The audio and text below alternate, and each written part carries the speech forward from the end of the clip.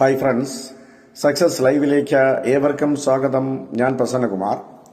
PSC ഉടൻ നടത്താൻ പോകുന്ന ഡിവിഷണൽ അക്കൗണ്ടന്റ് പ്രിലിംസ് പരീക്ഷയിൽ അക്കൗണ്ടൻസി എന്ന് പറയുന്ന ഒരു പേപ്പറുമായി ബന്ധപ്പെട്ട് 30 മാർക്കിനുള്ള ചോദ്യങ്ങളാണ് ഉൾപ്പെടുത്തിയിരിക്കുന്നത്. അപ്പോൾ ഈ 30 മാർക്കിന്റെ ചോദ്യങ്ങളെന്ന് പറയുമ്പം അക്കൗണ്ടൻസിയുടെ അല്ലെങ്കിൽ എലമെന്ററി ബുക്ക് കീപ്പിംഗിന്റെ 10 ചാപ്റ്ററുകളാണ്.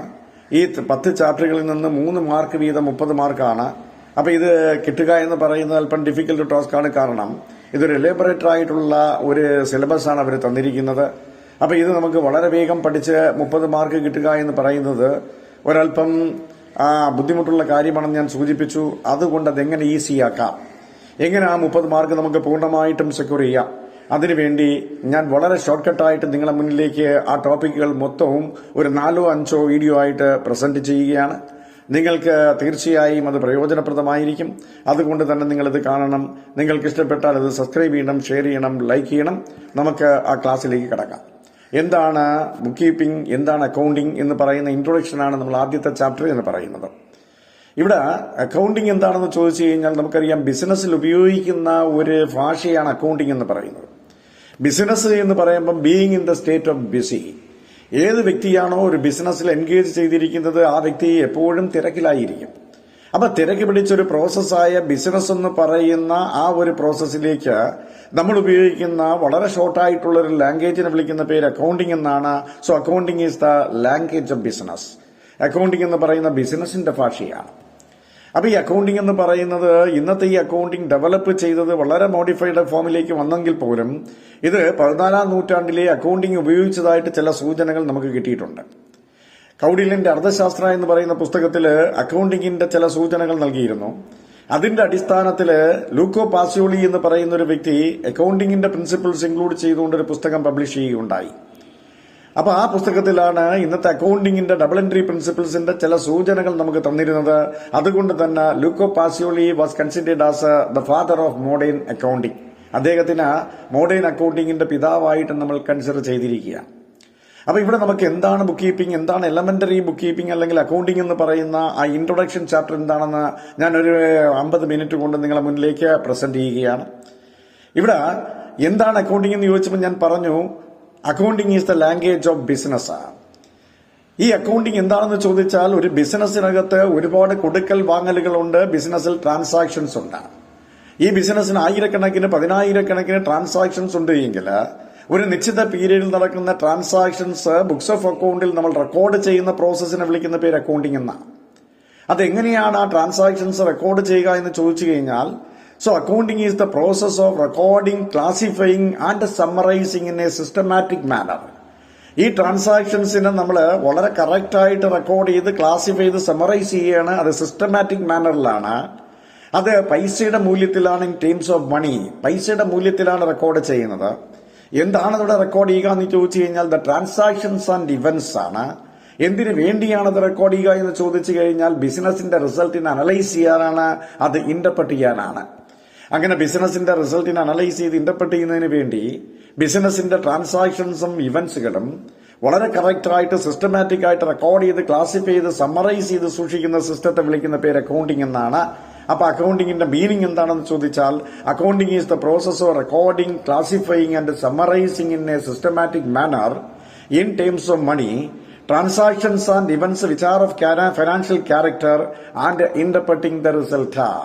അങ്ങനെ റിസൾട്ടിനെ ഇന്റർപ്രറ്റ് ചെയ്യുന്നതിന് വേണ്ടി ബിസിനസിന്റെ ട്രാൻസാക്ഷൻസ് ആൻഡ് ഇവന്റ്സിന് വളരെ കറക്റ്റായിട്ട് റെക്കോർഡ് ചെയ്ത് ക്ലാസിഫൈ ചെയ്ത് സമ്മറൈസ് ചെയ്ത് സൂക്ഷിക്കുന്ന സിസ്റ്റത്തെ നമ്മൾ വിളിക്കുന്ന പേര് അക്കൗണ്ടിംഗ് എന്നാണ്. അപ്പൊ ഇതാണ് അക്കൗണ്ടിംഗ് എന്ന് പറയുന്നത്. So accounting is the language of business. ഇവിടെ നമുക്ക് അക്കൗണ്ടിംഗ് ഇങ്ങനെ ചെയ്യുന്നതിന്റെ ഉദ്ദേശ ലക്ഷ്യങ്ങൾ എന്താണെന്ന് അറിയണം. What are the objectives of accounting? അക്കൗണ്ടിംഗിന്റെ ഓബ്ജക്റ്റീവ്സ് എന്താണെന്ന് അറിയണ്ടേ?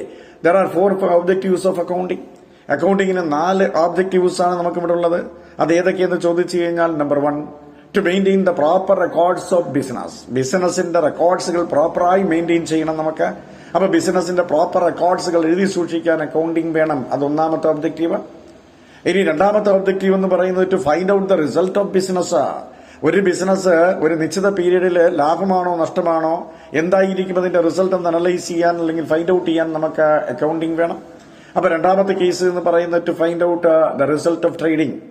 ഒന്നാമത്തെ ഒബ്ജക്റ്റീവ് പറഞ്ഞു to maintain the proper records of business. രണ്ടാമത്തെ ഒബ്ജക്റ്റീവ് പറഞ്ഞു to find out the result of trading. 3 to ascertain the financial position of the business. ഒരു ബിസിനസിന്റെ സാമ്പത്തിക ഭദ്രത എന്താണ്? നമുക്ക് 1 വർഷം അല്ലെങ്കിൽ 2 വർഷം നമുക്ക് പ്രോഫിറ്റ് കിട്ടുന്നു, അതല്ല ബിസിനസിന്റെ കാഴ്ചപ്പാട്. ഈ കിട്ടുന്ന ബിസിനസിന്റെ പ്രോഫിറ്റ് എന്ന് പറയുന്നത് എല്ലാ വർഷവും കിട്ടിക്കൊണ്ടിരിക്കുമോ? നമ്മുടെ ബിസിനസ് എത്ര കാലം നിലനിൽക്കും? ആ ബിസിനസിന്റെ സാമ്പത്തിക ഭദ്രതയുണ്ടോ? അതിന്റെ ലോഞ്ചിവിറ്റി എന്താണ് എന്നൊക്കെ അനലൈസ് ചെയ്യുന്ന സിസ്റ്റത്തെയാണ് നമ്മൾ ഫിനാൻഷ്യൽ പൊസിഷൻ എന്ന് പറയുന്നത്. അങ്ങനെ ബിസിനസിന്റെ ഫിനാൻഷ്യൽ പൊസിഷൻ അസർട്ടൈൻ ചെയ്യാൻ നമുക്ക് അക്കൗണ്ടിംഗ് വേണം. അപ്പൊ അക്കൗണ്ടിംഗിന്റെ മൂന്നാമത്തെ ഒബ്ജക്റ്റീവ് എന്ന് പറയുന്നത് to ascertain the financial position of business. ഇനി നാലാമത്തതാ to provide information to the users of accounting. Accounting ഉപയോഗിക്കുന്ന യൂസേഴ്സ് ആരൊക്കെയാണോ അവർക്ക് കറക്റ്റായിട്ടുള്ള ഇൻഫർമേഷൻ പ്രൊവൈഡ് ചെയ്യണം. അപ്പൊ ആരൊക്കെയാണ് ഈ യൂസേഴ്സ് എന്ന് ചോദിച്ചു കഴിഞ്ഞാൽ അക്കൗണ്ടിംഗ് ഉപയോഗിക്കുന്നത് 2 തരം ആൾക്കാരാണ്. അതില് ആദ്യത്തെ ആൾക്കാരെന്ന് പറഞ്ഞാൽ ഇന്റേണൽ യൂസേഴ്സ് ആണ്. ഇന്റേണൽ യൂസേഴ്സ് എന്ന് പറഞ്ഞാൽ ബിസിനസ്സിനകത്തുള്ള ആൾക്കാരാണ്. അവരാരൊക്കെയെന്ന് ചോദിച്ചാൽ ഒന്നുകിൽ അതിന്റെ ഓണേഴ്സ് ആവാം, അല്ലെങ്കിൽ അതിന്റെ എംപ്ലോയീസ് ആവാം, മാനേജ്മെന്റ് ആവാം. അപ്പൊ ഇന്റേണൽ യൂസേഴ്സ് ആയിട്ടുള്ള ഓണേഴ്സോ എംപ്ലോയീസോ മാനേജ്മെന്റോ, അതുപോലെ തന്നെ എക്സ്റ്റേണൽ യൂസേഴ്സ് എന്ന് പറഞ്ഞാൽ പുറത്തുള്ള ഉപഭോക്താക്കളാണ്, അല്ലെങ്കിൽ പുറത്ത് അക്കൗണ്ടിംഗ് ഉപയോഗിക്കുന്നവരാണ്. അപ്പൊ അവരാരൊക്കെയെന്ന് ചോദിച്ചു കഴിഞ്ഞാൽ ഗവൺമെന്റ് ആവാം, അതല്ലെങ്കിൽ ബാങ്കുകളാവാം, ക്രെഡിറ്റേഴ്സ് ആവാം, സപ്ലൈസ് ആവാം. ഇവർക്കെല്ലാം അക്കൗണ്ടിംഗ് അറിയണം.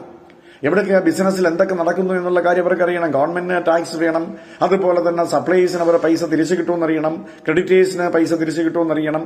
അപ്പൊ ഈ പറഞ്ഞേക്കുന്ന എക്സ്റ്റേണൽ യൂസേഴ്സും ഇന്റേണൽ യൂസേഴ്സും കൊണ്ട് അവർക്ക് പ്രോപ്പറായി ഇൻഫർമേഷൻ പ്രൊവൈഡ് ചെയ്യാൻ അക്കൗണ്ടിംഗ് വേണം. അപ്പൊ അക്കൗണ്ടിംഗിന്റെ ഓബ്ജക്റ്റീവ്സ് 4 എണ്ണമാണ്. To maintain the proper records of business, to find out the result of trading, to ascertain the financial position of business, and to provide information to users. ഇതാണ് അക്കൗണ്ടിങ്ങിന്റെ objectives എന്ന് പറയുന്നത്. അപ്പൊ ഇങ്ങനെയുള്ള ഈ അക്കൗണ്ടിങ് നമ്മൾ റെക്കോർഡ് ചെയ്യുന്നതിന് വളരെ പ്രധാനപ്പെട്ട 3 സിസ്റ്റംസ് ആണുള്ളത്. അതിനെ വിളിക്കുന്ന പേര് സിസ്റ്റംസ് ഓഫ് അക്കൗണ്ടിങ് എന്നാണ്.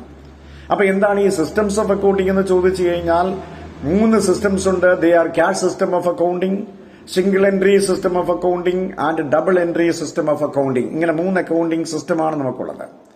അപ്പൊ ഇവിടെ ക്യാഷ് സിസ്റ്റം ഓഫ് അക്കൗണ്ടിംഗ് എന്താണെന്ന് ചോദിച്ചാൽ ഇത് ആദ്യമൊക്കെ നമ്മൾ റെക്കോർഡ് ചെയ്തു തുടങ്ങിയ സമയത്തുണ്ടാകുന്ന ഒരു സിസ്റ്റമാണ് ക്യാഷ് സിസ്റ്റം എന്ന് പറയുന്നത്. ബിസിനസ്സിൽ ട്രാൻസാക്ഷൻസ് ഉണ്ടായിക്കഴിഞ്ഞാൽ ക്യാഷ് ആസ്പെക്ട്സുമായി ബന്ധപ്പെട്ട ട്രാൻസാക്ഷൻസ് മാത്രം റെക്കോർഡ് ചെയ്യുകയും മറ്റ് പേഴ്സണൽ അല്ലെങ്കിൽ ഇമ്പേഴ്സണൽ ആസ്പെക്ട്സുകൾ ഡിസ്റിഗാർഡ് ചെയ്യുകയും ചെയ്യുന്ന സിസ്റ്റത്തെ വിളിക്കുന്ന പേരാണ് cash system. See, under the cash system of accounting, only cash aspects are recorded while all other items are disregarded. അന്നൊക്കെ മുമ്പൊക്കെ നമുക്കറിയാം ബിസിനസ്സൊക്കെ ഭയങ്കരമായി ഡെവലപ്പ് ചെയ്യുന്നതിന് മുമ്പ്, അക്കൗണ്ടിംഗ് ഒക്കെ ഡെവലപ്പ് ചെയ്യുന്നതിന് മുമ്പ് അക്കൗണ്ടിങ്ങിനെ കുറിച്ച് വളരെ വലിയ അറിവൊന്നും ഇല്ലായിരുന്ന സന്ദർഭത്തില് ബിസിനസ്സിനകത്ത് ക്യാഷിന്റെ ആസ്പെക്ട്സുമായി ബന്ധപ്പെട്ട ട്രാൻസാക്ഷൻസ് മാത്രം റെക്കോർഡ് ചെയ്യുകയും മറ്റ് വ്യക്തികളെ സംബന്ധിക്കുന്ന അല്ലെങ്കിൽ ഇമ്പേഴ്സണൽ അക്കൗണ്ടുകൾ ഒന്നും തന്നെ റെക്കോർഡ് ചെയ്യുകയും ചെയ്യാത്ത ആ ഒരു സാഹചര്യത്തെ നമ്മൾ വിളിക്കുന്ന പേരാണ് ക്യാഷ് സിസ്റ്റം ഓഫ് അക്കൗണ്ടിംഗ് എന്ന് പറയുന്നത്. എന്നാൽ കുറച്ചുകൂടെ കഴിഞ്ഞപ്പോഴത്തേക്ക് അക്കൗണ്ടിംഗ് കുറച്ചുകൂടെ ഡെവലപ്പ് ചെയ്തപ്പോഴത്തേക്ക് എന്ത് സംഭവിച്ചു? സിംഗിൾ എൻട്രി സിസ്റ്റം വന്നു. എന്താണ് ഈ സിംഗിൾ എൻട്രി സിസ്റ്റം എന്ന് ചോദിച്ചാൽ ചെറിയ ചെറിയ കടക്കാര് അല്ലെ ചെറിയ ബിസിനസ്സുകാർ ഉപയോഗിക്കുന്ന അക്കൗണ്ടിംഗ് സിസ്റ്റത്തെ വിളിക്കുന്ന പേര് സിംഗിൾ എൻട്രി സിസ്റ്റം എന്നാണ്. അപ്പൊ ഈ സിസ്റ്റം അനുസരിച്ച് എന്താ ചെയ്യുന്ന? only the cash and some of the personal accounts are recorded. ഇവിടെ ക്യാഷും അതുപോലെ തന്നെ ചില പേഴ്സണൽ അക്കൗണ്ടുകളും മാത്രമേ റെക്കോർഡ് ചെയ്യത്തുള്ളൂ. ഇംപേഴ്സണൽ അക്കൗണ്ടുകൾ ഡിസ്റിഗാർഡ് ചെയ്യുന്ന സിസ്റ്റത്തെ വിളിക്കുന്ന പേര് സിംഗിൾ എൻട്രി സിസ്റ്റം എന്നാണ്. അപ്പൊ ട്രാൻസാക്ഷൻസ് ഉണ്ടായിക്കഴിഞ്ഞാൽ ക്യാഷ് ആസ്പെക്ട്സ് പൂർണ്ണമായിട്ടും എടുക്കും, ചില പേഴ്സണൽ അക്കൗണ്ടുകൾ മാത്രം റെക്കോർഡ് ചെയ്യും, ഇംപേഴ്സണൽ അക്കൗണ്ടുകൾ ഡിസ്റിഗാർഡ് ചെയ്യും. ഈ സിസ്റ്റത്തെ വിളിക്കുന്ന പേര് സിംഗിൾ എൻട്രി സിസ്റ്റം എന്നാണ്. ഈ സിസ്റ്റം ഉപയോഗിക്കുന്നത് എന്ന് പറയുന്ന ചെറിയ ചെറിയ കടക്കാരാണ്, കച്ചവടക്കാരാണ്. അപ്പൊ അതുകൊണ്ട് തന്നെ ഇതൊരു പ്യൂരിഫൈഡ് ആയിട്ടുള്ള അക്കൗണ്ടിംഗ് സിസ്റ്റം അല്ല, ഇത് ഇൻകംപ്ലീറ്റ് ആണ്, അൺസയന്റിഫിക് ആണ്, unsystematic style of account keeping ആണ് സിംഗിൾ എൻട്രി സിസ്റ്റം എന്ന് പറയുന്നത്. എന്നാൽ മൂന്നാമത്തെ സിസ്റ്റം എന്ന് പറയുന്നത് ഡബിൾ എൻട്രി സിസ്റ്റമാണ്, പ്യൂവറസ്റ്റ് സിസ്റ്റം ഓഫ് അക്കൗണ്ടിംഗ് ആണ്. ഇന്ന് നമ്മൾ ലോകത്ത് മൊത്തം ഉപയോഗിക്കുന്ന അക്കൗണ്ടിംഗ് സിസ്റ്റം എന്ന് പറയുന്നത് ഈ ഡബിൾ എൻട്രി സിസ്റ്റമാണ്. അത് കറക്റ്റ് സിസ്റ്റം ഓഫ് അക്കൗണ്ടിംഗ് ആണ്. അപ്പൊ എന്താണ് ഈ ഡബിൾ എൻട്രി സിസ്റ്റം എന്ന് ചോദിച്ചാൽ ഏതൊരു ട്രാൻസാക്ഷൻ നമ്മൾ എടുത്താലും ശരി, ആ ട്രാൻസാക്ഷനകത്ത് 2 ആസ്പെക്ട്സുകളുണ്ട്, 2 എലമെന്റുകളുണ്ട്. So every transaction has 2 fold aspects. 2 ആസ്പെക്ട്സുകളുണ്ട്, the receiving element and giving element. അപ്പൊ എന്താണ്? നമ്മൾ കടയിൽ പോയി ഒരു കമ്പ്യൂട്ടർ വാങ്ങിച്ചു എന്നിരിക്കട്ടെ. അപ്പൊ ഒരു കമ്പ്യൂട്ടർ നമ്മൾ പർച്ചേസ് ചെയ്ത് കഴിഞ്ഞാൽ ആ കമ്പ്യൂട്ടർ എന്ന് പറയുന്നത് നമുക്ക് കിട്ടുന്ന ആസ്പെക്ട്സ് ആണ്, റിസീവിംഗ് എലമെന്റ് ആണ്. ക്യാഷ് എന്ന് പറയുന്നത് ഗിവിംഗ് എലമെന്റ് ആണ്. അങ്ങനെ ഏതൊരു ട്രാൻസാക്ഷൻ എടുത്താലും ശരി തന്നെ അതിന് ഏറ്റവും കുറഞ്ഞത് 2 എലമെന്റുകൾ ഉണ്ടായിരിക്കും. അപ്പൊ ഈ 2 എലമെന്റുകളെ കൊണ്ടുവന്ന് 2 അക്കൗണ്ടിൽ റെക്കോർഡ് ചെയ്താൽ അതിനെ വിളിക്കുന്ന പേര് ഡബിൾ എൻട്രി എന്നാണ്. So every transaction has 2 aspects. So these 2 aspects are recorded in 2 accounts is called a double entry system. ഈ സിസ്റ്റത്തിന്റെ ഒരു പ്രത്യേകത എന്ന് പറഞ്ഞാൽ ഒരു ഡെബിറ്റിന് തുല്യമായ കറസ്പോണ്ടിങ് ആയിട്ടുള്ള ഒരു ക്രെഡിറ്റ് ഉണ്ടായിരിക്കും. So every debit must have an equivalent and corresponding credit is the fundamental principle of double entry system. Double entry system നിലനിൽക്കുന്നത് അങ്ങനെയാണ്. ഒരു ഡെബിറ്റിന് തുല്യമായ കറസ്പോണ്ടിങ് ആയിട്ടുള്ള ഒരു ക്രെഡിറ്റ് ഉണ്ടായിരിക്കും. അപ്പൊ ഇങ്ങനെയുള്ള ഈ സിസ്റ്റത്തെയാണ് നമ്മൾ എന്ത് വിളിക്കുന്നത്, ഈ ഡബിൾ എൻട്രി സിസ്റ്റം എന്ന് പറയുന്നത്. അപ്പൊ ഈ ഡബിൾ എൻട്രി സിസ്റ്റവുമായി ബന്ധപ്പെട്ട് നമുക്കറിയാം, ഇന്ത്യയിൽ നിന്നല്ല ലോകത്തെവിടെയും ഉപയോഗിക്കുന്ന ഒരു സിസ്റ്റമാണ് ഈ ഡബിൾ എൻട്രി സിസ്റ്റം എന്ന് പറയുന്നത്. അപ്പൊ ഈ 3 സിസ്റ്റമാണ് നമുക്കറിയേണ്ടത്: single entry system, double entry system, അതുപോലെ തന്നെ ക്യാഷ് സിസ്റ്റം ഓഫ് അക്കൗണ്ടിങ്. ഇങ്ങനെ 3 അക്കൗണ്ടിങ് സിസ്റ്റമാണ് നമുക്ക് വളരെ പ്രധാനമായും ഇവിടെ ഉപയോഗിക്കുന്നത്. ഇനി നമുക്കറിയേണ്ടത്, ഈ പറഞ്ഞിരിക്കുന്ന അക്കൗണ്ടിങ് സിസ്റ്റവുമായി ബന്ധപ്പെട്ട് ഇതിനകത്ത് റെക്കോർഡ് ചെയ്യുന്ന ബേസിസ് എന്താണ്, ട്രാൻസാക്ഷൻസ് റെക്കോർഡ് ചെയ്യാൻ ഉപയോഗിക്കുന്ന ബേസിസ് ഏതാണെന്ന് ചോദിച്ചാൽ 2 ബേസിസിലൂടെയാണ് നമ്മൾ ട്രാൻസാക്ഷൻസ് റെക്കോർഡ് ചെയ്യുന്നത്. അത് ഏതൊക്കെയെന്ന് ചോദിച്ചാൽ, ഒന്നാമത്തെ സിസ്റ്റത്തെ വിളിക്കുന്ന പേര് ക്യാഷ് ബേസിസും മറ്റേ സിസ്റ്റത്തെ വിളിക്കുന്ന പേര് അക്രൂവൽ ബേസിസുമാണ്. അപ്പൊ 2 ബേസിസിലൂടെയാണ് ട്രാൻസാക്ഷൻസ് റെക്കോർഡ് ചെയ്യുന്നത്. എന്താണ് ക്യാഷ് ബേസിസ് എന്ന് ചോദിച്ചാൽ, ഏതെങ്കിലും ഒരു ട്രാൻസാക്ഷൻ നമുക്ക് റെക്കോർഡ് ചെയ്യാൻ സമയത്ത് അതിന്റെ ആക്ച്വൽ ക്യാഷ് റെസീറ്റ്സ് എന്താണ്, ആക്ച്വൽ ക്യാഷ് പേയ്മെന്റ് എന്താണ്, അത് മാത്രം റെക്കോർഡ് ചെയ്യുന്ന സിസ്റ്റത്തെ വിളിക്കുന്ന പേര് ക്യാഷ് ബേസിസ് എന്നാണ്. Under the cash basis only the actual cash receipts and actual cash payments are recorded in the books of account. ഇവിടെ നമ്മൾ ആക്ച്വലായിട്ട് നമുക്ക് എന്ത് ക്യാഷ് കിട്ടി, ആക്ച്വലായിട്ട് എന്ത് ക്യാഷ് നമ്മൾ കൊടുത്തു, അപ്പൊ ആക്ച്വൽ ക്യാഷ് റെസീറ്റ്സും ആക്ച്വൽ ക്യാഷ് പേയ്മെന്റും റെക്കോർഡ് ചെയ്യുന്ന സിസ്റ്റത്തെ വിളിക്കുന്ന പേര് ക്യാഷ് ബേസിസ് എന്നാണ്. എന്നാൽ അക്രൂവൽ ബേസിസ് എന്താണെന്ന് ചോദിച്ചു കഴിഞ്ഞാൽ, ഇവിടെ ക്യാഷ് റിസീവ് ചെയ്തതോ അല്ലെങ്കിൽ കൊടുത്തതോ അല്ല പരിഗണിക്കുന്നത്, പകരം ടോട്ടൽ എക്സ്പെൻസ് എത്രയായി, ടോട്ടൽ ഇൻകം എത്രയായി, അത് റെക്കോർഡ് ചെയ്യുന്ന സിസ്റ്റത്തെ വിളിക്കുന്ന പേരാണ് അക്രൂവൽ ബേസിസ്. ഇവിടെ ക്യാഷ് കൊടുത്തോ ഇല്ലേ എന്നുള്ളതല്ല പ്രശ്നം, ടോട്ടൽ എക്സ്പെൻസ് നമുക്ക് എത്രയാണ്ട്, ടോട്ടൽ ഇൻകം എത്രയുണ്ട്, ഇത് റെക്കോർഡ് ചെയ്യുന്ന സിസ്റ്റത്തെ വിളിക്കുന്ന പേര് അക്രൂവൽ ബേസിസ് എന്നാണ്. ഇവിടെ നമുക്കൊരു എക്സാമ്പിളിലൂടെ അത് മനസ്സിലാക്കാം. ഒരു വ്യക്തിക്ക് നമ്മൾ സാലറി കൊടുത്തു, 1000 രൂപ സാലറി കൊടുത്തു, പക്ഷേ അയാൾക്ക് 1500 രൂപ സാലറി കൊടുക്കണമായിരുന്നു. ഇപ്പം നമ്മൾ 1000 രൂപ ക്യാഷ് ആയിട്ട് കൊടുത്തു, 500 രൂപ എന്ന് പറയുന്നത് കൊടുക്കാനുണ്ട് പക്ഷെ കൊടുത്തില്ല. ഈ ടൈമിനെ നമ്മൾ വിളിക്കുന്ന പേര് ഔട്ട്സ്റ്റാൻഡിംഗ് എക്സ്പെൻസ് എന്നാണ്. അങ്ങനെ സാലറി 1000 രൂപ കൊടുത്തു, 500 രൂപ കൊടുക്കാനുണ്ട് എങ്കിൽ പോലും നമ്മുടെ യഥാർത്ഥ സാലറി എന്ന് പറയുന്നത് 1500 രൂപയാണ്, പക്ഷേ കൊടുത്തത് 1000 രൂപയാണ്. അപ്പൊ ആക്ച്വലായിട്ട് നമ്മൾ എത്രയാണ് കൊടുത്തത്, ക്യാഷ് 1000 ആണ്, അതാണ് റെക്കോർഡ് ചെയ്യുന്നതെങ്കിൽ ക്യാഷ് ബേസിസും. എന്നാൽ 1500 രൂപ എന്ന് പറയുന്ന കൊടുത്തത് പരിഗണിക്കാതെ ടോട്ടൽ എക്സ്പെൻസ് എത്രയാണോ അല്ലെങ്കിൽ ടോട്ടൽ ഇൻകം എത്രയാണോ അതാണ് നമ്മൾ റെക്കോർഡ് ചെയ്യുന്നത്. ഇവിടെ 1500 ആണ് റെക്കോർഡ് ചെയ്യുന്നതെന്നിരിക്കട്ടെ, അതിനെ വിളിക്കുന്ന പേര് അക്രൂവൽ ബേസിസ് എന്നാണ്. അപ്പൊ ക്യാഷ് ബേസിസും അക്രൂവൽ ബേസിസും. അപ്പം ക്യാഷ് ബേസിസ് എന്ന് പറയുന്നത് actual cash receipts and actual cash payment ആണ്. അതേസമയം അക്രൂവൽ ബേസിസ് എന്ന് പറയുന്നത് actual expense and actual income whether received or paid. നമ്മൾ കൊടുത്തോ ഇല്ല എന്നുള്ളതല്ല പ്രശ്നം, നമുക്ക് അവിടെ ആക്ച്വലായിട്ട് നമുക്ക് എന്ത് എക്സ്പെൻസ് ഉണ്ടായി, ആക്ച്വലായിട്ട് എന്ത് ഇൻകം ഉണ്ടായി, അത് റെക്കോർഡ് ചെയ്യുന്നതാണ് എന്തെന്ന് പറയുന്നത് അക്രൂവൽ ബേസിസ് എന്ന് പറയുന്നത്. അപ്പൊ അതും മനസ്സിലായി.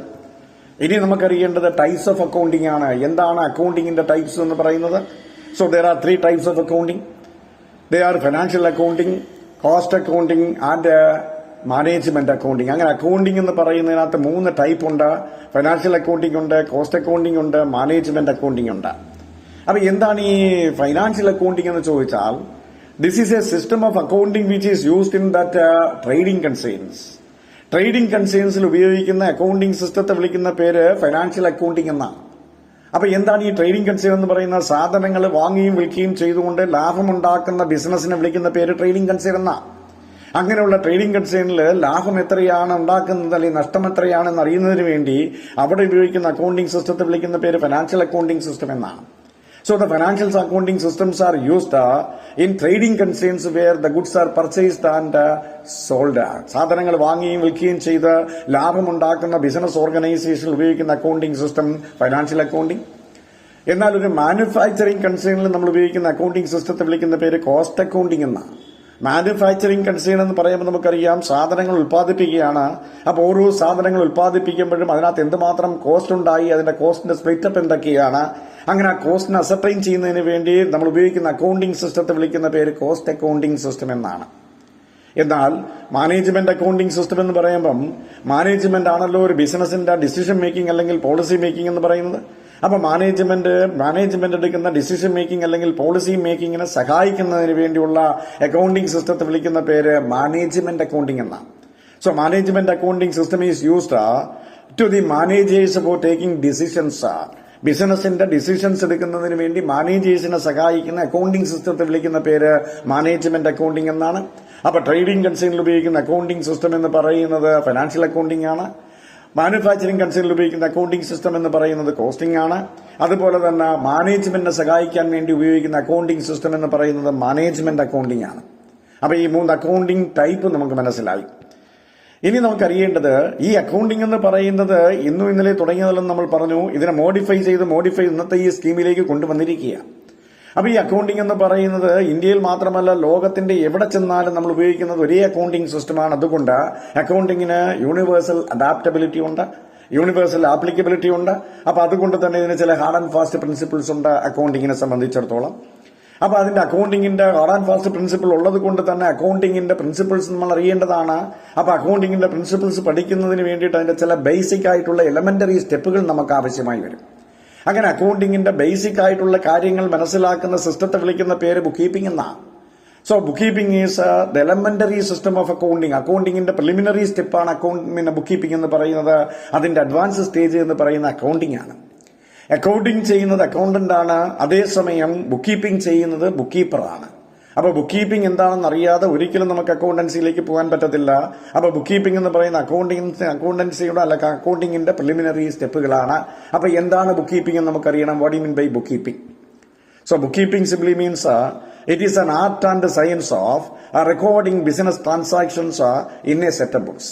ബിസിനസിന്റെ ട്രാൻസാക്ഷൻസ് ഒരു കൂട്ടം പുസ്തകങ്ങളിലേക്ക് വളരെ ശാസ്ത്രീയമായി കലാപരമായ രീതിയിൽ റെക്കോർഡ് ചെയ്യുന്ന സിസ്റ്റത്തെ വിളിക്കുന്ന പേര് ബുക്ക് കീപ്പിംഗ് എന്നാണ്.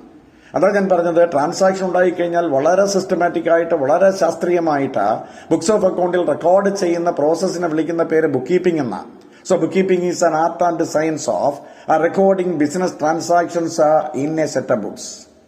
അപ്പൊ ഈ ബുക്ക് കീപ്പിംഗ് എന്ന് പറയുമ്പോൾ നമുക്കറിയാം എന്താണ് അവിടെ റെക്കോർഡ് ചെയ്യുന്നത്. ബിസിനസിന്റെ ട്രാൻസാക്ഷൻസാ. അപ്പൊ ഒരു ബിസിനസിനെ സംബന്ധിച്ചിടത്തോളം ഒരു പീരീഡിൽ ഒരുപാട് ട്രാൻസാക്ഷൻസ് ഉണ്ടാവാം, ന്യൂമറസ് ട്രാൻസാക്ഷൻസ് ഉണ്ടാവാം. ഈ ട്രാൻസാക്ഷനെയാണ് നമ്മൾ റെക്കോർഡ് ചെയ്യേണ്ടത്. അപ്പൊ എന്താണ് ട്രാൻസാക്ഷൻ എന്ന് ചോദിച്ചാൽ, ഒരു ബിസിനസിനെ സംബന്ധിച്ചിടത്തോളം കൊടുക്കൽ വാങ്ങലുകളെയെല്ലാം ട്രാൻസാക്ഷൻസ് എന്ന് വിളിക്കാം.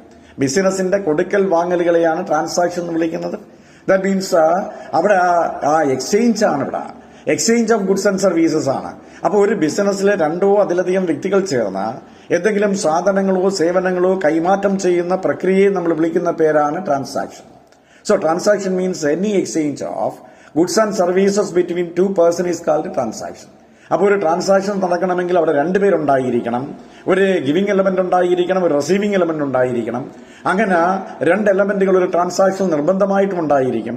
അങ്ങനെ 2 വ്യക്തികൾ ചേർന്ന് എന്തെങ്കിലും സാധനങ്ങളോ സേവനങ്ങളോ കൈമാറ്റം ചെയ്യുന്ന പ്രക്രിയ, അതിനെ വിളിക്കുന്ന പേര് ട്രാൻസാക്ഷൻ എന്നാണ്. അപ്പോൾ ഈ ട്രാൻസാക്ഷൻ നമുക്ക് 2ആയിട്ട് ക്ലാസിഫൈ ചെയ്യാം. Transactions are classified in 2. They are cash transaction and credit transaction. എന്താണ് ഈ ക്യാഷ് ട്രാൻസാക്ഷൻ എന്ന് പറയുന്നത്? ഒരു ബിസിനസ്സിൽ ഒരു ട്രാൻസാക്ഷൻ നടത്തിയാൽ ആ ട്രാൻസാക്ഷന്റെ പേയ്മെന്റ് ആ നിമിഷം തന്നെ നമ്മൾ കൊടുക്കുകയാണെങ്കിൽ അതിനെ വിളിക്കുന്ന പേര് ക്യാഷ് ട്രാൻസാക്ഷൻ എന്നാണ്. എന്നാൽ ആ ട്രാൻസാക്ഷന്റെ പേയ്മെന്റ് പോസ്റ്റ്പോൺ ചെയ്തു ഫ്യൂച്ചർ ഡേറ്റിലേക്ക് നമ്മൾ മാറ്റിവെച്ചാൽ അതിനെ വിളിക്കുന്ന പേര് ക്രെഡിറ്റ് ട്രാൻസാക്ഷൻ എന്നാണ്. So the payment of a transaction is made immediately, it is called a cash transaction. And the payment is postponed to a future date. അതൊരു ഫ്യൂച്ചർ ഡേറ്റിലേക്ക് മാറ്റിവെച്ചാൽ അതിനെ വിളിക്കുന്ന പേര് ക്രെഡിറ്റ് ട്രാൻസാക്ഷൻ എന്നാണ്. അങ്ങനെ ട്രാൻസാക്ഷൻ ക്യാഷ് ട്രാൻസാക്ഷനും ഉണ്ട്, ക്രെഡിറ്റ് ട്രാൻസാക്ഷനും ഉണ്ട്. നമുക്കറിയാം ഇന്ന് ഈ ട്രേഡിംഗ് കൺസേണിലൊക്കെ ഒരു 60% കൂടുതൽ ട്രാൻസാക്ഷൻ നടക്കുന്നത് ക്രെഡിറ്റ് ബേസിലാണ് എന്ന് നമുക്കറിയാം. അവിടെ ക്രെഡിറ്റ് ട്രാൻസാക്ഷൻ വളരെ ഇമ്പോർട്ടന്റ് ആണ്. അപ്പൊ ക്യാഷ് ട്രാൻസാക്ഷൻ മനസ്സിലായി, ക്രെഡിറ്റ് ട്രാൻസാക്ഷൻ മനസ്സിലായി. ഇങ്ങനെ നമ്മൾ അക്കൗണ്ടൻസി അല്ലെങ്കിൽ ബുക്ക് കീപ്പിംഗ് എന്ന് പറയുന്ന ആ ഒരു ടോപ്പിക്കിൽ നമുക്ക് അറിയേണ്ടതായിട്ടുള്ള ചില അക്കൗണ്ടിംഗ് ടേമുകളുണ്ട്. അപ്പൊ ആ ഇൻട്രൊഡക്ഷൻ ഓഫ് അക്കൗണ്ടിങ്ങിനകത്ത് നമ്മൾ ആ ടേമുകളൊന്ന് പരിചയപ്പെടുകയാണ്. അതിനകത്ത് നമ്മൾ ഇപ്പം പറഞ്ഞത് ട്രാൻസാക്ഷൻ ആയി, അതുപോലെ ബുക്ക് കീപ്പിംഗ് ആയി. ഇനി നമുക്കറിയേണ്ടത് അക്കൗണ്ട് അസറ്റ് എന്താണെന്നാണ്. ബിസിനസ്സിൽ ഉപയോഗിക്കുന്ന അസറ്റുകൾ എന്താണെന്നാണ് വളരെ ഇമ്പോർട്ടന്റ് ആണ്, പരീക്ഷയ്ക്ക് വളരെ ഇമ്പോർട്ടന്റ് ആയിട്ട് ചോദിക്കുന്നതാണ്. ഒരു ബിസിനസ്സിൽ കൈവശം വെച്ചിരിക്കുന്ന പ്രോപ്പർട്ടികള് അല്ലെങ്കിൽ ഒരു ബിസിനസിന്റെ കൈവശാവകാശം. ഒരു അസറ്റിന്മേൽ നമുക്ക് രണ്ട് അവകാശങ്ങളുണ്ട്, ഒന്ന് ഉടമസ്ഥാവകാശവും അതുപോലെ തന്നെ കൈവശാവകാശവും. അപ്പോൾ ഒരു ബിസിനസിന്റെ ഉടമസ്ഥാവകാശം അല്ലെങ്കിൽ കൈവശാവകാശം അതിനെ സംബന്ധിച്ചിടത്തോളം അതിന് മണി വാല്യൂ ഉണ്ട്. ആ മണി വാല്യൂ ഉള്ളത് കൊണ്ട് തന്നെ ഇത് വിൽക്കാൻ കഴിഞ്ഞു, നമുക്ക് വിറ്റാൽ പൈസ കിട്ടുന്നു. ആ കിട്ടുന്ന പൈസ കൊണ്ട് കടം വീടാൻ കഴിഞ്ഞു എങ്കിൽ അതിനെ വിളിക്കുന്ന പേര് അസറ്റ് എന്നാണ്. അപ്പൊ ഒരു ബിസിനസ്സിൽ അസറ്റ് എന്താണെന്ന് ചോദിച്ചപ്പോൾ നമ്മൾ എന്താ പറഞ്ഞ, the property or possession which are owned by a business or a person which has money value and can be sold to pay debts. ഒരു ബിസിനസിന്റെ സ്വന്തമായുള്ള വസ്തുവകകളോ അല്ലെങ്കിൽ ഒരു ബിസിനസ് കൈവശം വെച്ചേക്കുന്ന കൈവശാവകാശമോ അതിന് മണി വാല്യൂ ഉണ്ട്. അത് വിറ്റാൽ ക്യാഷ് കിട്ടണം, കിട്ടുന്നത് കൊണ്ട് കടം വീടാൻ കഴിയുമെങ്കിൽ അതിനെന്ന് വിളിക്കുന്ന പേരാണ് asset. So the property or the possession owned by a business which has money value and can be sold to pay debts, ഇതിനെ നമുക്ക് അസറ്റ് എന്ന് വിളിക്കാം. അപ്പൊ ഈ അസറ്റ് എന്ന് പറയുമ്പോൾ ഇതിന്റെ ഒരു ക്ലാസിഫിക്കേഷൻ ഉണ്ട് ബിസിനസ്സിൽ. അസറ്റിന്റെ ക്ലാസിഫിക്കേഷൻ നമുക്ക് നന്നായിട്ട് അറിയണം. അപ്പൊ അസറ്റിനെ നമുക്ക് ക്ലാസിഫൈ ചെയ്യാം. The assets are basically classified in two. അസറ്റിന് ബേസിക് ആയിട്ട് നമ്മൾ രണ്ടായിട്ടാണ് ക്ലാസിഫൈ ചെയ്യുന്നത്. They are number 1 fixed asset, number 2 current asset. Fixed അസറ്റുമുണ്ട്, കറണ്ട് അസറ്റുമുണ്ട്. അപ്പൊ എന്താണ് ഈ ഫിക്സഡ് അസറ്റ് എന്ന് ചോദിച്ചാൽ, the asset which are used for a long period. ഒരു ദീർഘകാലത്തേക്ക് ഒരു അസറ്റ് ഉപയോഗിക്കുകയാണെങ്കിൽ അതിനെ വിളിക്കുന്ന പേര് ഫിക്സഡ് അസറ്റ് ആണ്. Asset which are used for a long period is called fixed asset. ഉദാഹരണത്തിന് നമ്മൾ ഫർണിച്ചർ വാങ്ങുന്നു, ലാൻഡ് വാങ്ങുന്നു, ബിൽഡിംഗ് വാങ്ങുന്നു, പ്ലാന്റ് ആൻഡ് മെഷീനറി വാങ്ങുന്നു. അപ്പൊ ഇങ്ങനെ വാങ്ങുന്ന ഈ അസറ്റുകളെല്ലാം ദീർഘകാലത്തേക്കാണ് നമ്മൾ ഉപയോഗിക്കുന്നത്. ബിസിനസിന്റെ ബിഗിനിങ് ടു എൻഡ് ഉപയോഗിക്കുന്ന അസറ്റുകളെയാണ് ഫിക്സഡ് അസറ്റ് എന്ന് വിളിക്കുന്നത്. So asset which are used for a long period is called fixed asset. അപ്പൊ അതിന്റെ എക്സാമ്പിൾസാണ് ഞാൻ പറഞ്ഞത്. ഫർണിച്ചർ ഉണ്ട്, പ്ലാന്റ് ഉണ്ട്, മെഷീനറി ഉണ്ട്, ലാൻഡ് ഉണ്ട്, ബിൽഡിംഗ് ഉണ്ട്. അപ്പൊ ഇതെല്ലാം ഫിക്സഡ് അസറ്റിന് ഉദാഹരണങ്ങളാണ്. എന്നാൽ എന്താണ് ഈ കറണ്ട് അസറ്റ് എന്ന് ചോദിച്ചാൽ, the asset which are used for A short period, വളരെ കുറച്ച് കാലത്തേക്ക് മാത്രം ഉപയോഗിക്കുന്ന ബിസിനസിന്റെ അസറ്റുകളെ വിളിക്കുന്ന പേര് കറണ്ട് അസറ്റ് എന്നാണ്. ഈ കറണ്ട് അസറ്റ് എന്ന് പറയുമ്പോൾ അതിന്റെ ഉദാഹരണങ്ങളാണ് കയ്യിലിരിക്കുന്ന ക്യാഷ്, ബാങ്കിൽ കിടക്കുന്ന ക്യാഷ്, വിൽക്കാതിരിക്കുന്ന സാധനങ്ങൾ, നമുക്ക് തരാനുള്ള ആൾക്കാർ, ഡെറ്റേഴ്സ്, ഇവരെല്ലാം കറണ്ട് അസറ്റ് ആണ്. എന്താ ഇതിന്റെ പ്രത്യേകത എന്ന് ചോദിച്ചു കഴിഞ്ഞാൽ, ഇതൊക്കെ കുറച്ചു നേരം മാത്രമേ അതേ ഫോമിൽ നിൽക്കത്തുള്ളൂ, പെട്ടെന്ന് ചേഞ്ച് ആവും ഇത്. ഉദാഹരണത്തിന് എന്റെ കയ്യിൽ 1 ലക്ഷം രൂപയുണ്ടെന്ന് നിങ്ങൾ സങ്കല്പിക്കുക. അപ്പൊ എന്റെ കയ്യിലുള്ള 1 ലക്ഷം രൂപ എന്ന് പറയുന്നത് ഞാൻ എന്ത് ചെയ്തു, പ്രൊഡക്ഷൻ പർപ്പസിന് വേണ്ടി റോ മെറ്റീരിയൽ വാങ്ങിച്ചു. അപ്പൊ എന്റെ കയ്യിലുള്ള ക്യാഷ് റോ മെറ്റീരിയലായി. അപ്പൊ ഒരു കറണ്ട് അസറ്റ് മാറി മറ്റൊരു കറണ്ട് അസറ്റായി. ഞാൻ ഈ റോ മെറ്റീരിയൽ എന്ത് ചെയ്തു, പ്രോസസ് ചെയ്തു, അതിന് ഫിനിഷ്ഡ് പ്രോഡക്റ്റ് ആയി. അപ്പൊ ഫിനിഷ്ഡ് പ്രോഡക്റ്റ് എന്ന് പറയുമ്പോൾ അത് കറണ്ട് അസറ്റായി. ഇത് ഞാൻ വിറ്റപ്പോൾ കടക്കാരുണ്ടായി, അപ്പൊ ഡെറ്റേഴ്സ് വന്നു. ആ ഡെറ്റേഴ്സ് എന്ന് പറയുന്നത് കറണ്ട് അസറ്റാണ്. വീണ്ടും ആ ഡെറ്റേഴ്സിന്റെ നിന്ന് പൈസ കളക്ട് ചെയ്തു, അപ്പൊ ക്യാഷായി മാറി. അങ്ങനെ ഒരു ഫോമിൽ നിന്ന് മറ്റൊരു ഫോമിലേക്ക് പെട്ടെന്ന് കൺവേർട്ട് ചെയ്യുന്നത് കൊണ്ട് ഇതിനെ നമുക്ക് വിളിക്കാം ഫ്ലോട്ടിംഗ് അസറ്റ് അല്ലെങ്കിൽ സർക്കുലേറ്റിംഗ് അസറ്റ് എന്നും വിളിക്കാം. കറണ്ട് അസറ്റിന്റെ മറ്റൊരു പേരാണ് ഫ്ലോട്ടിംഗ് അസറ്റ് അല്ലെങ്കിൽ സർക്കുലേറ്റിംഗ് അസറ്റ്. ഇതിങ്ങനെ ഒരു പ്രോസസ്സിലൂടെ ഇങ്ങനെ പൊയ്ക്കൊണ്ടേയിരിക്കും. ചെയിനായിട്ട് സൈക്ലിക്കലായിട്ട് ഒരു പ്രോസസ്സ് പോകും. അതുകൊണ്ട് വേണമെങ്കിൽ ഇതിനെ വർക്കിംഗ് ക്യാപിറ്റൽ സൈക്കിൾ എന്ന് വിളിക്കാം. ഇവിടെ ക്യാഷിനെ കൺവേർട്ട് ചെയ്ത് റോ മെറ്റീരിയലായി, റോ മെറ്റീരിയലിനെ കൺവേർട്ട് ചെയ്തു ഫിനിഷ്ഡ് പ്രോഡക്റ്റ് ആയി, ദെൻ ഡെറ്റേഴ്സ് ആയി, again converted into cash. So this process is going on. So this is what is called working capital cycle. അതിന് വേണമെങ്കിൽ നമുക്ക് വർക്കിംഗ് ക്യാപിറ്റൽ സൈക്കിൾ എന്ന് വിളിക്കാം. എന്തായാലും സർക്കുലേറ്റിംഗ് അസറ്റ് അല്ലെങ്കിൽ ഫ്ലോട്ടിംഗ് അസറ്റ് എന്ന് പറയുന്നതാണ് കറണ്ട് അസറ്റ്. ഒരു കുറച്ച് പീരീഡിലേക്ക് മാത്രം നമ്മൾ ഉപയോഗിക്കുന്ന അസറ്റുകളെ വിളിക്കുന്ന പേര് കറണ്ട് അസറ്റ് എന്നാണ്. അപ്പൊ അസറ്റിനെ ബേസിക് ആയിട്ട് രണ്ടായിട്ട് തിരിച്ചു, fixed asset and current asset. ഈ ഫിക്സഡ് അസറ്റിനെ നമ്മൾ വീണ്ടും രണ്ടായിട്ട് ക്ലാസിഫൈ ചെയ്തു. Fixed asset can again be classified into tangible asset and intangible asset. എന്താണ് ഈ ടാൻജിബിൾ അസറ്റ് എന്ന് ചോദിച്ചാൽ, it is very clear in its name, tangible, that means touchable. Asset which can touch and feel is called tangible asset. അസറ്റിനെ touch ചെയ്യാൻ പറ്റും, feel ചെയ്യാൻ പറ്റുന്ന അസറ്റുകളെല്ലാം tangible asset എന്നാണ്. എല്ലാ ഫിക്സഡ് അസറ്റുകളും എന്താണ്, ടാൻജിബിൾ അസറ്റാണ്. ഇപ്പൊ ഫർണിച്ചർ ആവട്ടെ, ലാൻഡ് ആവട്ടെ, ബിൽഡിംഗ് ആവട്ടെ, ഇത് നമുക്ക് കാണാൻ പറ്റും, ടച്ച് ചെയ്യാൻ പറ്റും, ഫീൽ ചെയ്യാൻ പറ്റും. അപ്പൊ ഇങ്ങനെയുള്ള അസറ്റുകളെല്ലാം ടാൻജിബിൾ അസറ്റ് എന്ന് വിളിക്കും. അത് വളരെ എളുപ്പമാണ് മനസ്സിലാക്കാൻ. എന്നാൽ എന്താണ് ഈ ഇൻടാൻജിബിൾ അസറ്റ് എന്ന് ചോദിച്ചാലോ, intangible asset means these asset which cannot touch and feel. നമുക്ക് ടച്ച് ചെയ്യാൻ പറ്റില്ല, ഫീൽ ചെയ്യാൻ പറ്റത്തില്ല. അങ്ങനെ ടച്ച് ചെയ്യാനും ഫീൽ ചെയ്യാനും പറ്റാത്ത അസറ്റുകളെ വിളിക്കുന്ന പേര് ഇൻടാൻജിബിൾ അസറ്റ് എന്നാണ്. ഈ ഇൻടാൻജിബിൾ അസറ്റുകൾക്ക് ഉദാഹരണം എന്തൊക്കെയാണെന്ന് ചോദിച്ചു കഴിഞ്ഞാൽ, ഫസ്റ്റ് വൺ ഗുഡ്വിൽ ആണ്. ഗുഡ്വിൽ നമ്മൾ കേട്ടിട്ടുണ്ട്. എന്താണ് ഗുഡ്വിൽ എന്ന് ചോദിച്ചാൽ, ഒരു ബിസിനസിന്റെ റെപ്യൂട്ടേഷൻ ആണ്. ഗുഡ് നെയിം അല്ലെങ്കിൽ റെപ്യൂട്ടേഷൻ ആണ്. ഒരു ബിസിനസ്സിലേക്ക് കസ്റ്റമേഴ്സിനെ അട്രാക്ട് ചെയ്യാനുള്ള ബിസിനസിന്റെ ക്വാളിറ്റി വിളിക്കുന്ന പേര് ഗുഡ്വിൽ എന്നാണ്. നമുക്കിപ്പോൾ ഒരു സാധനം വാങ്ങണമെന്നിരിക്കട്ടെ, അപ്പൊ നമ്മുടെ മനസ്സിലേക്ക് ഒരു ഇന്ന ഷോപ്പിൽ നിന്ന് വാങ്ങാമെന്ന് നമ്മുടെ മനസ്സിലേക്ക് ഓടിയെത്തുകയാണെങ്കിൽ ആ ഷോപ്പിന് എന്തുണ്ട്? ഗുഡ്വിൽ ഉണ്ട്. അപ്പൊ ഈ ഗുഡ്വിൽ എന്ന് പറയുന്നത് ഗുഡ് നെയിം അല്ലെങ്കിൽ റെപ്യൂട്ടേഷൻ ആണ്. അത് ഇൻടാഞ്ചിബിൾ അസറ്റ് ആണ്. പക്ഷേ പൈസയുടെ മൂല്യത്തിൽ അതിനെ വാല്യൂ ചെയ്യാം. അതുകൊണ്ട് തീർച്ചയായും ഇതൊരു ഇൻടാഞ്ചിബിൾ അസറ്റ് ആണ്. അത് കൂടാതെ തന്നെ നമുക്കറിയാം പേറ്റന്റ് റൈറ്റ്. എന്താ ഈ പേറ്റന്റ് റൈറ്റ് എന്ന് പറയുന്നത്? ഒരു കണ്ടുപിടുത്തം നമ്മൾ ചെയ്തു, അല്ലെങ്കിൽ ഒരു സിനിമയുടെ സ്ക്രിപ്റ്റ് എഴുതി, അല്ലെങ്കിൽ ഒരു ബുക്ക് എഴുതി എന്നൊക്കെ ഇരിക്കട്ടെ, അങ്ങനെ അതിന്റെ റൈറ്റ് എന്ന് പറയുന്നത് അതിൽ അയാൾ മാത്രം നിക്ഷിപ്തമാണ്. അപ്പൊ അതിനും വാല്യൂ ഉണ്ട്. അങ്ങനെ ഒരു കണ്ടുപിടുത്തം അല്ലെങ്കിൽ പേറ്റന്റ് റൈറ്റ്, ഇതിനെ കോപ്പി ചെയ്യാനുള്ള കോപ്പി റൈറ്റ്, ഇത് രണ്ടും ഇൻടാഞ്ചിബിൾ അസറ്റാണ്. പേറ്റന്റ് റൈറ്റും കോപ്പി റൈറ്റും എന്ന് പറയുന്നത് മണി വാല്യൂ ഉള്ളതാണ്. ഇത് ഇൻടാഞ്ചിബിൾ അസറ്റ് ആണ്. കൂടാതെ തന്നെ ചില പ്രോഡക്റ്റുകൾ നമുക്ക് ഐഡന്റിഫൈ ചെയ്യാൻ വേണ്ടി ബ്രാൻഡ് നെയിമുകൾ കൊടുക്കാറുണ്ട്. അപ്പൊ ഈ ബ്രാൻഡ് നെയിമുകൾ മറ്റുള്ള ബിസിനസ് സ്ഥാപനങ്ങൾ ഇമിറ്റേറ്റ് ചെയ്യാതിരിക്കാൻ വേണ്ടി നമ്മൾ രജിസ്റ്റർ ചെയ്യാറുണ്ട്. അങ്ങനെ ഏതെങ്കിലും ഒരു ബ്രാൻഡ് നെയിം രജിസ്റ്റർ ചെയ്ത് കഴിഞ്ഞാൽ അത് ട്രേഡ് മാർക്കായി.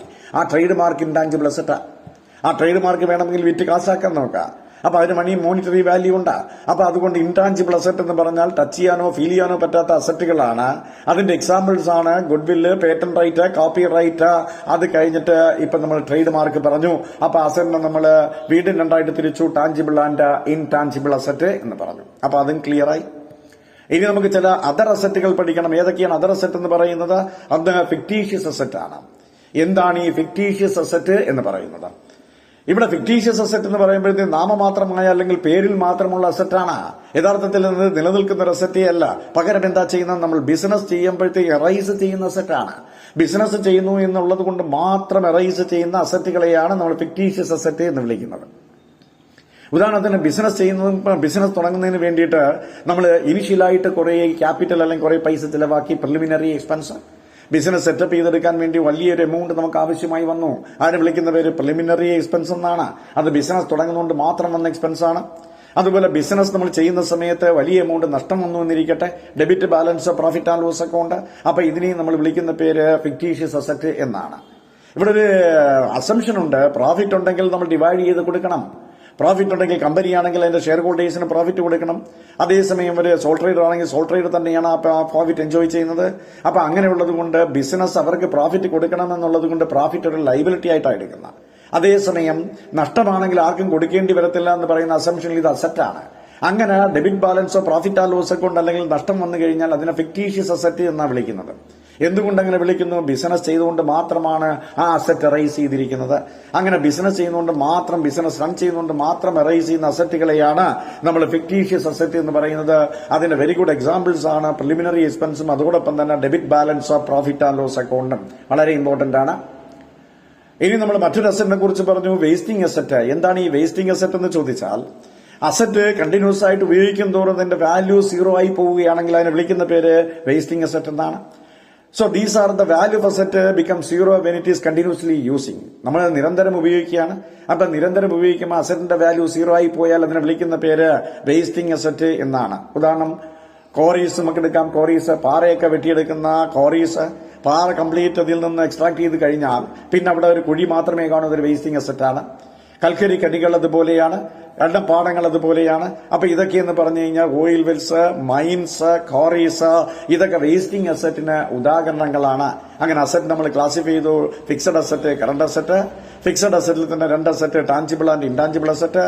അത് കൂടാതെ നമ്മൾ വേസ്റ്റിംഗ് അസറ്റ്, ഫിക്ടീഷ്യസ് അസറ്റ്, ഇങ്ങനെ നമ്മൾ അസറ്റിന്റെ ക്ലാസിഫിക്കേഷൻ വളരെ ഇമ്പോർട്ടന്റ് ആണ്. ഈ പറഞ്ഞിരിക്കുന്ന അക്കൗണ്ട്സിയെ സംബന്ധിച്ചിടത്തോളം പരീക്ഷയ്ക്കും ഇമ്പോർട്ടന്റ് ആണ്. അപ്പൊ ഇവിടെയാണോ ബിസിനസ്സിൽ അസറ്റ് ഉള്ളത്, അവിടെ ലൈബിലിറ്റിയും ഉണ്ടായിരിക്കും. ബിസിനസിന്റെ ഗോൾഡൻ പ്രിൻസിപ്പിൾ എന്ന് പറയുന്നത് asset is equal to liability എന്നാണ്. അപ്പൊ ഈ asset is equal to liability എന്ന് പറയുന്ന ഗോൾഡൻ പ്രിൻസിപ്പിൾ എന്ന് പറയുമ്പോഴത്തേക്ക് അസറ്റും ലൈബിലിറ്റീസും ഏതൊരു സാഹചര്യം വന്നാലും അത് തീർച്ചയായിട്ടും ഈക്വൽ ആയിരിക്കും. അപ്പോൾ എന്താണ് ലൈബിലിറ്റി എന്ന് നമുക്കറിയണം. What you mean by liability? So liability is an amount which is owed by a business to the outsider. ഒരു ബിസിനസ് പുറത്ത് കടപ്പെട്ടിരിക്കുന്ന എമൗണ്ടിനെ വിളിക്കുന്ന പേര് ലൈബിലിറ്റി എന്നാണ്. എല്ലാ ബിസിനസ്സിലും അസറ്റും ലൈബിലിറ്റീസും തുല്യമാണെന്ന് ഞാൻ നിങ്ങളോട് പറഞ്ഞു. അപ്പൊ ഇവിടെ ഒരു എക്സാമ്പിളിലൂടെ ഞാനത് വ്യക്തമാക്കാം. ഒരു ട്രേഡറെ സംബന്ധിച്ചിടത്തോളം 50,000 രൂപ ബിസിനസ്സിലേക്ക് ഇൻട്രൊഡ്യൂസ് ചെയ്താണ് അദ്ദേഹം ബിസിനസ് സ്റ്റാർട്ട് ചെയ്തത്. പക്ഷേ ബിസിനസിന്റെ കാഴ്ചപ്പാടില് ബിസിനസ്സിനകത്തേക്ക് ട്രേഡർ ക്യാപിറ്റൽ കൊണ്ടുവന്നെങ്കിൽ പോലും ബിസിനസിന് സെപ്പറേറ്റ് ലീഗൽ എൻറ്റിറ്റി ഉള്ളതുകൊണ്ട് ബിസിനസ് വേറെയാണ്, ട്രേഡർ വേറെയാണ്.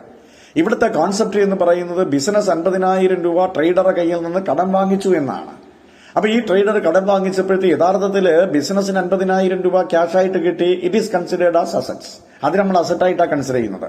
എന്നാൽ ഇതേ സമയം തന്നെ ബിസിനസ് ട്രേഡർക്ക് 50,000 രൂപ കൊടുക്കാനുണ്ട്. ആ കൊടുക്കാനുള്ളതിനെ വിളിക്കുന്ന പേര് ലയബിലിറ്റി എന്നാണ്. So the amount which is owed by a business to the outsider is called liability. അങ്ങനെ പുറത്ത് എമൗണ്ട് കൊടുക്കാനുണ്ടെങ്കിൽ അതിനെ വിളിക്കുന്ന പേര് ലയബിലിറ്റി എന്നാണ്. പക്ഷേ ഈ അസറ്റും ലയബിലിറ്റീസും എല്ലായ്പ്പോഴും തുല്യമായിരിക്കും. ഏതൊരു കേസിലും ബിസിനസിനകത്തുള്ള അസറ്റും ലയബിലിറ്റീസും തുല്യമായിരിക്കും. അപ്പൊ അവിടെ ഒരു അക്കൌണ്ടിംഗ് ഇക്വേഷൻ വന്നു, asset is equal to equities. അതാണ് ബേസിക് ആയിട്ടുള്ള accounting equation. Asset is equal to equities. ഇവിടെ ഇക്വിറ്റീസിനെ നമ്മളൊന്ന് സ്പ്ലിറ്റ് ചെയ്ത് നോക്കൂ. ലയബിലിറ്റി പ്ലസ് ക്യാപിറ്റൽ ആണ്. അപ്പൊ ആ ഇക്വേഷൻ ഒന്ന് മാറി വന്നു, asset is equal to liability plus capital. ഇവിടെ രണ്ട് ഇക്വേഷനായി, asset is equal to equity എന്നും ഇനി asset is equal to liability plus capital എന്നുമായി. ഇനിയോ അസറ്റിൽ നിന്ന് ലയബിലിറ്റി കുറച്ചാൽ നമുക്ക് ക്യാപിറ്റൽ കിട്ടണം. അപ്പൊ asset minus liability is equal to capital. ഇതാണ് ബേസിക് ആയിട്ടുള്ള അക്കൌണ്ടിംഗ് ഇക്വേഷൻസ് എന്ന് പറയുന്നത്. Asset is equal to equities, then asset is equal to liability plus capital. So capital is equal to asset minus liability.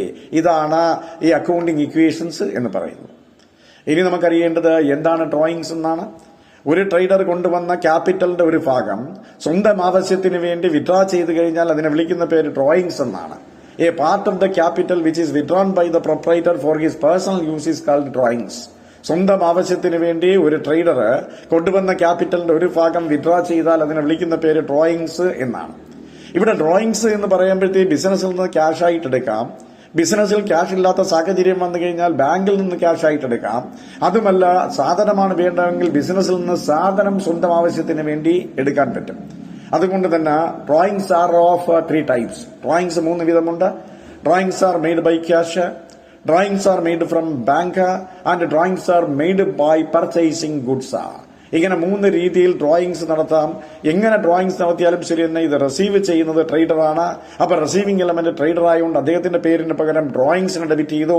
ഇനി ക്യാഷാണ് എടുക്കുന്നതെങ്കിൽ drawings അക്കൗണ്ടേറ്റർ cash എന്നാണ് journal entry. Drawings ബാങ്കിൽ നിന്നാണ് എടുക്കുന്നതെങ്കിൽ ഡ്രോയിങ്സ് അക്കൗണ്ടേറ്റർ ബാങ്ക് എന്നാണ് ജേണൽ എൻട്രി. ഇനി സാധനമാണ് എടുക്കുന്നെങ്കിലോ ഡ്രോയിങ്സ് അക്കൗണ്ടേറ്റർ പർച്ചേസ് എന്നാണ്. ഇവിടെ വളരെ പ്രധാനപ്പെട്ട ഒരു ചോദ്യമുണ്ട്. ഒരു ട്രേഡർ സ്വന്തം ആവശ്യത്തിന് വേണ്ടി ബിസിനസ്സിൽ നിന്ന് ഗുഡ്സ് ആണ് എടുക്കുന്നതെങ്കിൽ അവിടെ ഏത് അക്കൗണ്ടിനെ ക്രെഡിറ്റ് ചെയ്യുമെന്ന് പരീക്ഷയിൽ ചോദിക്കാം. അപ്പൊ അവിടെ കൃത്യമായിട്ട് നമ്മൾ അറിയേണ്ടത് ആ ഗുഡ്സ് ആണ് എടുക്കുന്നതെങ്കിൽ പർച്ചേസിനെ ക്രെഡിറ്റ് ചെയ്യണം. അപ്പൊ അവിടുത്തെ ജേണൽ എൻട്രി ഡ്രോയിങ്സ് അക്കൗണ്ടേറ്റർ പർച്ചേസ് എന്നാണ്. അപ്പൊ ഇപ്പൊ ലയബിലിറ്റി എന്താണ്, ക്യാപിറ്റൽ എന്താണ്, അതുപോലെ തന്നെ ഡ്രോയിങ്സ് എന്താണെന്ന് മനസ്സിലായി. ഇനി നമുക്കറിയേണ്ടത് റവന്യൂ എന്താണെന്ന്. What you mean by revenue? ഒരു ബിസിനസ് സാധനങ്ങൾ എക്സ്ചേഞ്ച് ചെയ്തുകൊണ്ട് എന്തെങ്കിലും ഏണിങ്സ് ഉണ്ടാക്കി കഴിഞ്ഞാൽ ആ ഏണിങ്സിനെ വിളിക്കുന്ന പേര് റവന്യൂ എന്നാണ്. So revenue is an amount which is earned by a business by exchange of goods. Trading activities നടത്തിക്കൊണ്ട് ബിസിനസ് എന്തെങ്കിലും വരുമാനം ഉണ്ടാക്കി കഴിഞ്ഞാൽ അല്ലെങ്കിൽ ഏണിങ്സ് ഉണ്ടാക്കി കഴിഞ്ഞാൽ ആ ഏണിങ്സിനെ വിളിക്കുന്ന പേര് റവന്യൂ എന്നാണ്. ആ റവന്യൂ ഏൺ ചെയ്യാൻ വേണ്ടി നമ്മൾ എന്തെങ്കിലും ചെലവാക്കിയാൽ, എന്തെങ്കിലും കോസ്റ്റ് ഇൻകർ ചെയ്താൽ അതിനെ വിളിക്കുന്ന പേര് എക്സ്പെൻസസ് എന്നാണ്. അപ്പൊ ഇവിടെ 2 ടേമുകൾ വളരെ റിലേറ്റീവ് ആയിട്ടുള്ളതുകൊണ്ട്, റവന്യൂ ആൻഡ് എക്സ്പെൻസ്. എന്താണ് റവന്യൂ എന്ന് ചോദിച്ചപ്പം പറഞ്ഞു, the amount which is earned by a business organisation by trading activities. സാധനങ്ങൾ എക്സ്ചേഞ്ച് ചെയ്തുകൊണ്ട് ഏൺ ചെയ്യുന്ന എമൗണ്ടിനെ റവന്യൂ എന്നും, ആ റവന്യൂ ഏൺ ചെയ്യാൻ വേണ്ടി നമ്മൾ ചെലവാക്കുന്ന എക്സ്പെൻസിനെ വിളിക്കുന്ന പേരാണ് എക്സ്പെൻസ് അഥവാ കോസ്റ്റ് എന്ന് വിളിക്കുന്ന. So expense is an amount which is incurred to earn a revenue. ഒരു ബിസിനസ് റവന്യൂ ഏൺ ചെയ്യാൻ വേണ്ടി ചെലവാക്കുന്ന കോസ്റ്റിനെ വിളിക്കുന്ന പേര് എക്സ്പെൻസ് എന്നാണ്. അപ്പൊ ഈ എക്സ്പെൻസ് എന്ന് പറയുമ്പോൾ നമുക്കറിയാം, ഒരു ബിസിനസ്സിൽ ടോട്ടൽ ആയിട്ടുള്ള എക്സ്പെൻസ് ഉണ്ട്. അതിന് എക്സ്പെൻഡിച്ചർ എന്നാണ് നമ്മൾ വിളിക്കുന്നത്. ഈ എക്സ്പെൻഡിച്ചറിനെ ഒന്ന് ക്ലാസിഫൈ ചെയ്താൽ എക്സ്പെൻഡിച്ചേഴ്സ് ആർ ക്ലാസിഫൈഡ് ഇൻടു 3. എക്സ്പെൻഡിച്ചേഴ്സിനെ 3 ആയിട്ടാണ് നമ്മൾ ക്ലാസിഫൈ ചെയ്യുന്നത്.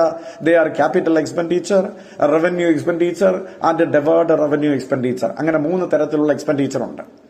So what you mean by capital expenditure? എന്താണ് ഈ ക്യാപിറ്റൽ എക്സ്പെൻഡിച്ചർ എന്ന് ചോദിച്ചാൽ, ഒരു ബിസിനസ്സിനകത്ത് ഫിക്സഡ് അസറ്റ് വാങ്ങാൻ വേണ്ടി എന്തെങ്കിലും ചെലവാക്കി കഴിഞ്ഞാൽ അതിനെ വിളിക്കുന്ന പേരാണ് capital expenditure. So capital expenditures are those expenditures which are incurred for the purchase of fixed asset. ഇവിടെ ലാൻഡ് വാങ്ങുന്നു, ഫർണിച്ചർ വാങ്ങുന്നു, അല്ലെങ്കിൽ ബിൽഡിംഗ് വാങ്ങുന്നു, ഇതിനു വേണ്ടി എന്ത് ചെലവാക്കിയാലും ഇതിനെ വിളിക്കുന്ന പേര് ക്യാപിറ്റൽ എക്സ്പെൻഡിച്ചർ എന്നാണ്. ഇതിന്റെ ഒരു പ്രത്യേകത എന്ന് പറഞ്ഞാൽ, ക്യാപിറ്റൽ എക്സ്പെൻഡിച്ചറിന്റെ ക്യാരക്ടറിസ് എന്ന് പറഞ്ഞാൽ അതിൽ നിന്ന് കിട്ടുന്ന ബെനിഫിറ്റ് എന്ന് പറയുന്ന 1 വർഷത്തിൽ കൂടുതൽ കിട്ടും. അങ്ങനെ 1 വർഷത്തിൽ കൂടുതൽ ബെനിഫിറ്റ് കിട്ടുന്ന ഏതെങ്കിലും ഒരു എക്സ്പെൻഡിച്ചർ നമ്മൾ നടത്തിയാൽ അതിനെ വിളിക്കുന്ന പേര് ക്യാപിറ്റൽ എക്സ്പെൻഡിച്ചർ എന്നാണ്. So capital expenditures are those expenditures which are incurred for purchase of fixed asset. The benefit which is derived from the capital expenditure is for more than 1 year. ഒരു വർഷത്തിൽ കൂടുതൽ benefit കിട്ടുന്ന ഏതെങ്കിലും ഒരു expenditure നടത്തി കഴിഞ്ഞാൽ അതിനെ വിളിക്കുന്ന പേര് ക്യാപിറ്റൽ എക്സ്പെൻഡിച്ചർ എന്നാണ്. അതിന്റെ എക്സാമ്പിൾ ആണ് purchase of land, building, land etcetera. അത് ഒന്നാമത്തെ എക്സ്പെൻഡിച്ചർ ആണ്. ഇനി രണ്ടാമത്തെ എക്സ്പെൻഡിച്ചർ എന്ന് പറയുന്നത് റവന്യൂ എക്സ്പെൻഡിച്ചർ ആണ്. അപ്പൊ എന്താണ് ഈ റവന്യൂ എക്സ്പെൻഡിച്ചർ എന്ന് ചോദിച്ചു കഴിഞ്ഞാൽ any expenditure which are incurred for the day to day running of the business. ഏതെങ്കിലും ഒരു ബിസിനസിന്റെ ദൈനംദിന പ്രവർത്തനത്തിന് വേണ്ടി നമ്മൾ എന്തെങ്കിലും ചെലവാക്കുകയാണെങ്കിൽ അതിനെ വിളിക്കുന്ന പേര് റവന്യൂ എക്സ്പെൻഡിച്ചർ എന്നാണ്. ഒരു ബിസിനസ് നടത്തിക്കൊണ്ടു പോകാൻ അൺഇന്ററപ്റ്റഡ് ഫ്ലോ പ്രൊഡക്ഷൻ നടത്താൻ നമുക്ക് ദൈനംദിനം എക്സ്പെൻസുകൾ ആവശ്യമുണ്ട്.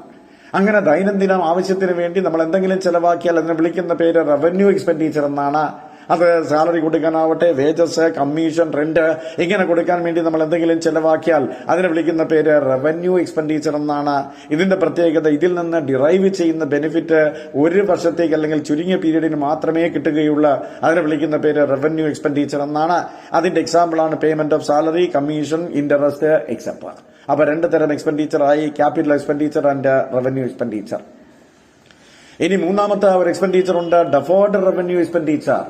എന്താണ് ഈ deferred revenue expenditure? So these are the expenditures which are neither the capital expenditure nor the revenue expenditure. ഇത് ക്യാപിറ്റൽ എക്സ്പെൻഡിച്ചറുമല്ല, റവന്യൂ എക്സ്പെൻഡിച്ചറുമല്ല. പക്ഷേ ഇത് രണ്ടിന്റെയും സ്വഭാവം കാണിക്കുന്ന എക്സ്പെൻഡിച്ചർ ആണ് ഡെഫേർഡ് റവന്യൂ എക്സ്പെൻഡിച്ചർ. ഇത് ഒരു കണക്കിന് ക്യാപിറ്റലുമാണ്, മറ്റൊന്ന് റവന്യൂമാണ്. ഉദാഹരണം നമുക്ക് നോക്കാം.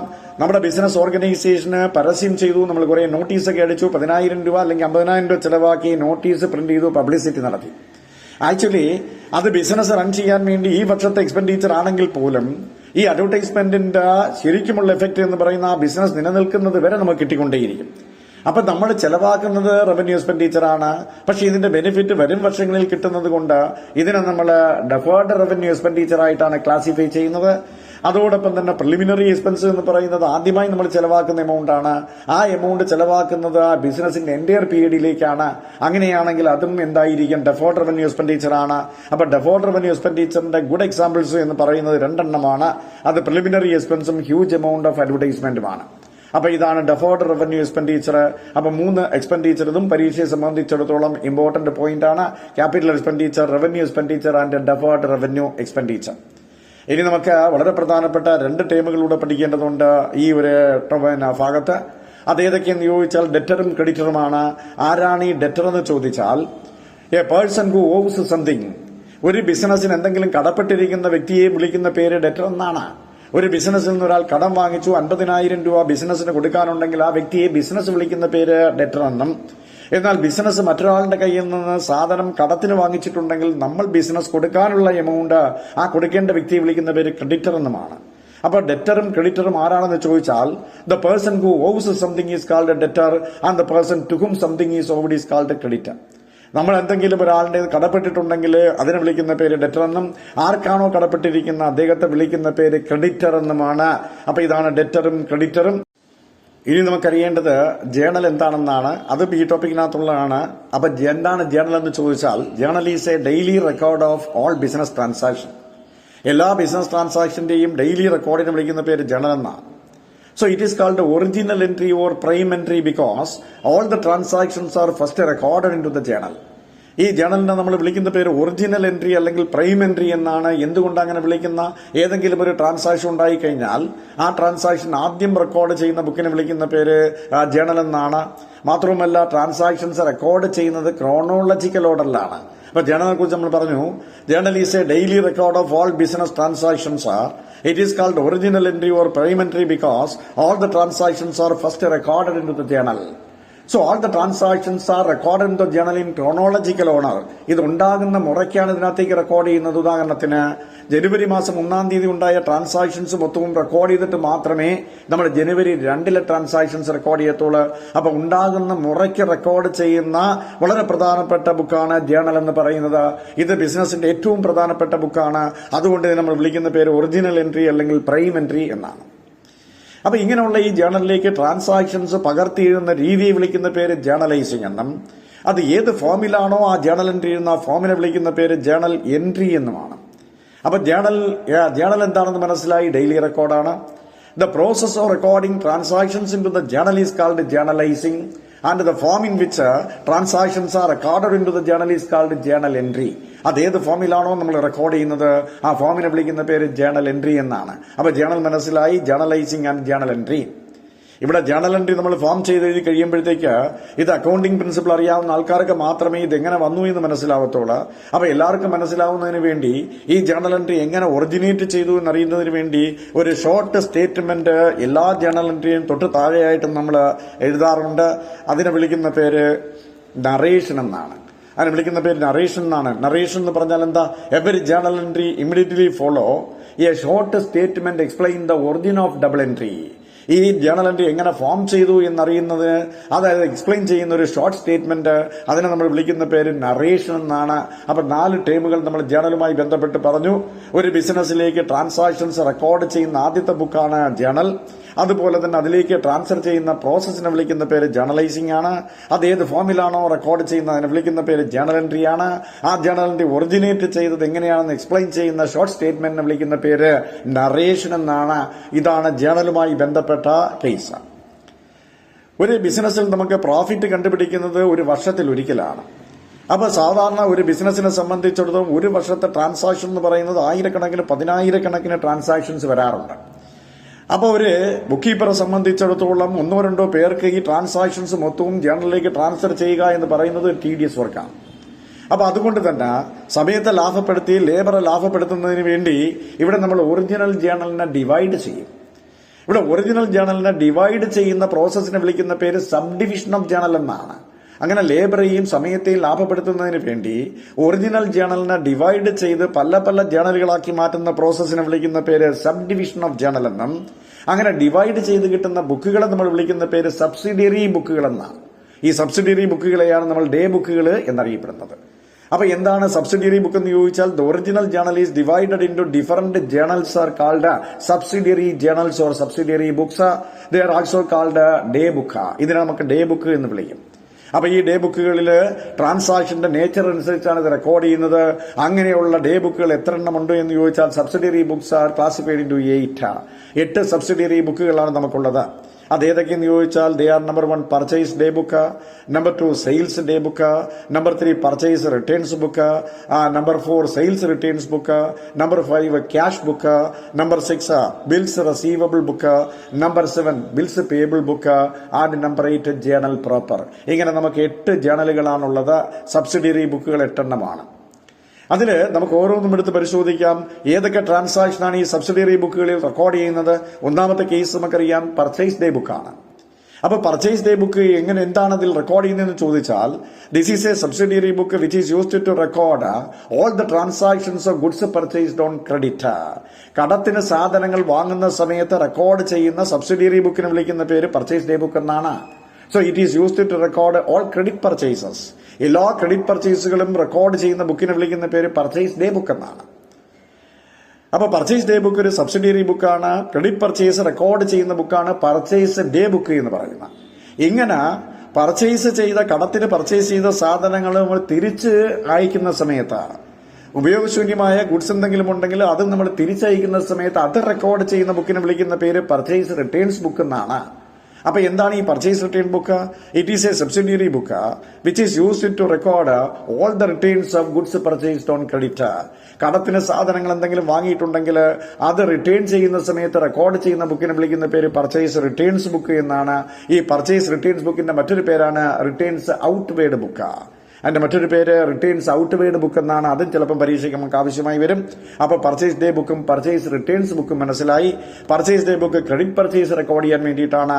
അങ്ങനെ ക്രെഡിറ്റിന് വാങ്ങിച്ച സാധനങ്ങൾ റിട്ടേൺ ചെയ്യുമ്പോൾ എഴുതുന്ന ബുക്കാണ് പർച്ചേസ് റിട്ടേൺസ് ബുക്ക് അഥവാ റിട്ടേൺസ് ഔട്ട്വേഡ് ബുക്ക് എന്ന് പറയുന്നത്. ഇനി മൂന്നാമത്തെ ബുക്കിനെ വിളിക്കുന്ന പേര് സെയിൽസ് ഡേ ബുക്ക് എന്നാണ്. എന്താണ് ഈ സെയിൽസ് ഡേ ബുക്ക് എന്ന് പറയുന്ന?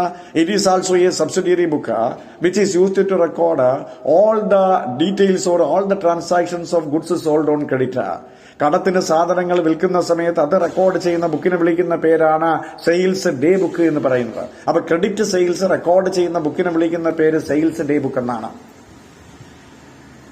ഇവിടെ സാധനങ്ങൾ കടത്തിന് വിറ്റപ്പം അത് തിരിച്ചു വരുന്ന എന്തെങ്കിലും ഉണ്ടെങ്കിൽ അത് റെക്കോർഡ് ചെയ്യാൻ വേണ്ടി ഉപയോഗിക്കുന്ന ബുക്കിനെ വിളിക്കുന്ന പേര് സെയിൽസ് റിട്ടേൺസ് ബുക്ക് എന്നാണ്. അപ്പൊ നാലാമത്തെ ബുക്ക് സെയിൽസ് റിട്ടേൺസ് ബുക്കാണ്. Sales return book is a subsidiary book which is used to record all the returns of goods sold on credit. കടത്തിന് സാധനങ്ങൾ വിറ്റിട്ടുണ്ടെങ്കിൽ അതെന്തെങ്കിലും തിരിച്ചു വരികയാണെങ്കിൽ അത് റെക്കോർഡ് ചെയ്യുന്ന ബുക്കിന് വിളിക്കുന്ന പേര് സെയിൽസ് റിട്ടേൺസ് ബുക്ക് എന്നാണ്. ഈ ബുക്കിന്റെ മറ്റൊരു പേരാണ് returns inward book. Purchase return book is otherwise called returns outward book. Then sales return book is also called returns inward book. അപ്പൊ 4 നമുക്ക് മനസ്സിലായി. കടത്തിന് സാധനങ്ങൾ വാങ്ങിച്ചാൽ റെക്കോർഡ് ചെയ്യുന്ന book purchase day book.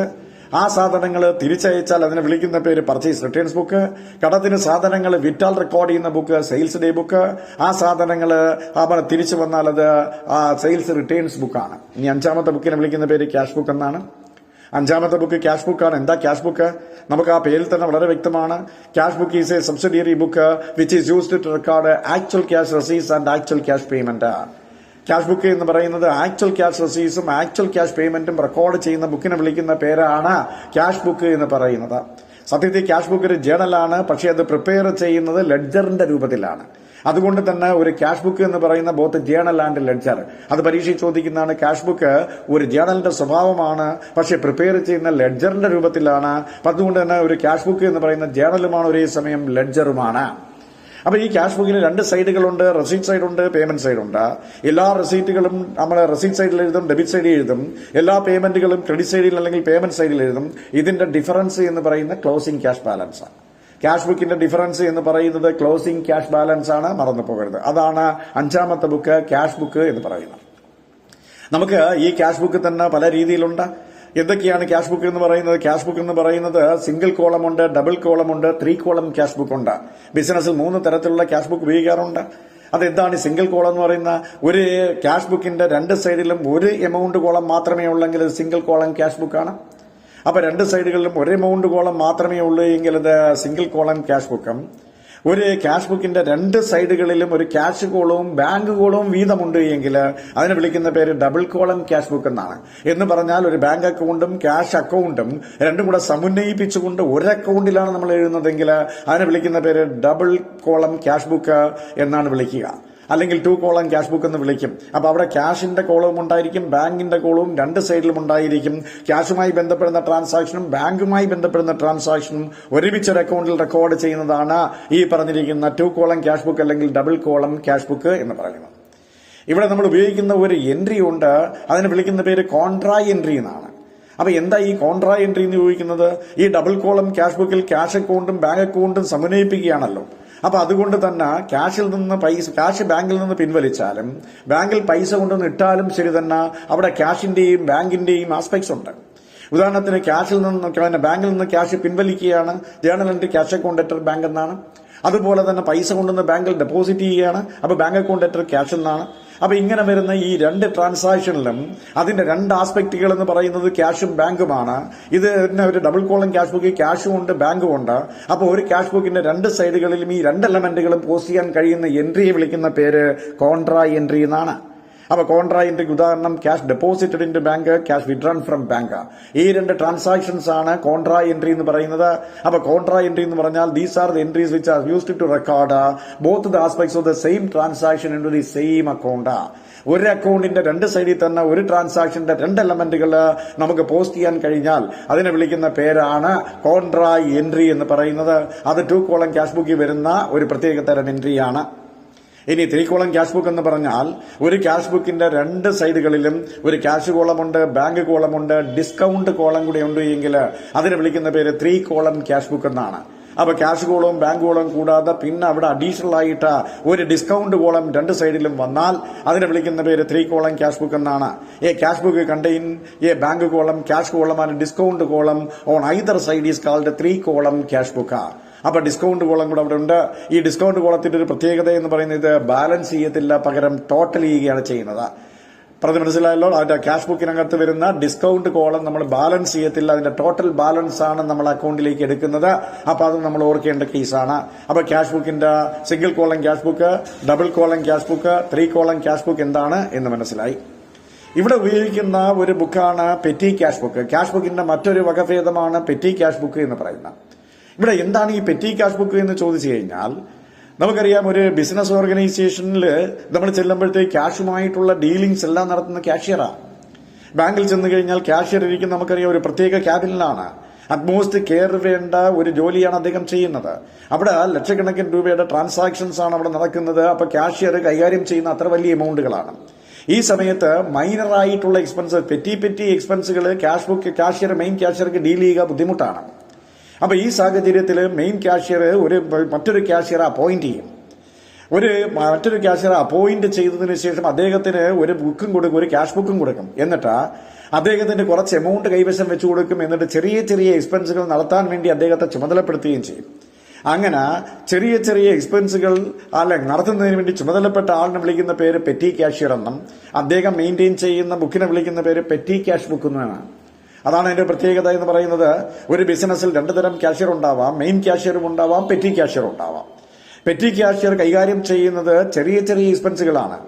A petty cash book is a subsidiary book which is used to record petty or small expense. അപ്പൊ petty cash book ഒരു subsidiary ബുക്കാണ്. ആ സബ്സിഡിയറി ബുക്ക് ക്യാഷ് ബുക്കിന്റെ വകഭേദമാണ്. അപ്പൊ അങ്ങനെയുള്ള ഈ പെറ്റി ക്യാഷ് ബുക്കിൽ ചെറിയ എക്സ്പെൻസുകൾ റെക്കോർഡ് ചെയ്യുന്ന ബുക്കാണ് പെറ്റി ക്യാഷ് ബുക്ക് എന്ന് പറയുന്നത്. ആ ബുക്ക് മെയിൻറ്റെയിൻ ചെയ്യുന്ന വ്യക്തിയെ നമ്മൾ വിളിക്കുന്ന പേര് പെറ്റി ക്യാഷ്യർ എന്നാണ്. പെറ്റി ക്യാഷ് ബുക്ക് മെയിൻറ്റെയിൻ ചെയ്യുന്ന വ്യക്തിയെ വിളിക്കുന്ന പേര് പെറ്റി ക്യാഷ്യർ എന്നാണ്. അപ്പൊ പെറ്റി ക്യാഷ്യർ എന്താ ചെയ്യുന്ന, ഇവിടെ അദ്ദേഹം ഉപയോഗിക്കുന്ന ഒരു സിസ്റ്റം ഉണ്ട്. ആ സിസ്റ്റത്തെ നമ്മൾ വിളിക്കുന്ന പേര് ഇംപ്രസ്ഡ് സിസ്റ്റം എന്നാണ്. പെറ്റി ക്യാഷ് ബുക്ക് മെയിൻറ്റെയിൻ ചെയ്യുന്ന ഒരു സിസ്റ്റം ഇംപ്രസ്ഡ് സിസ്റ്റമാണ്. എന്താണ് ഈ ഇംപ്രസ്ഡ് സിസ്റ്റം?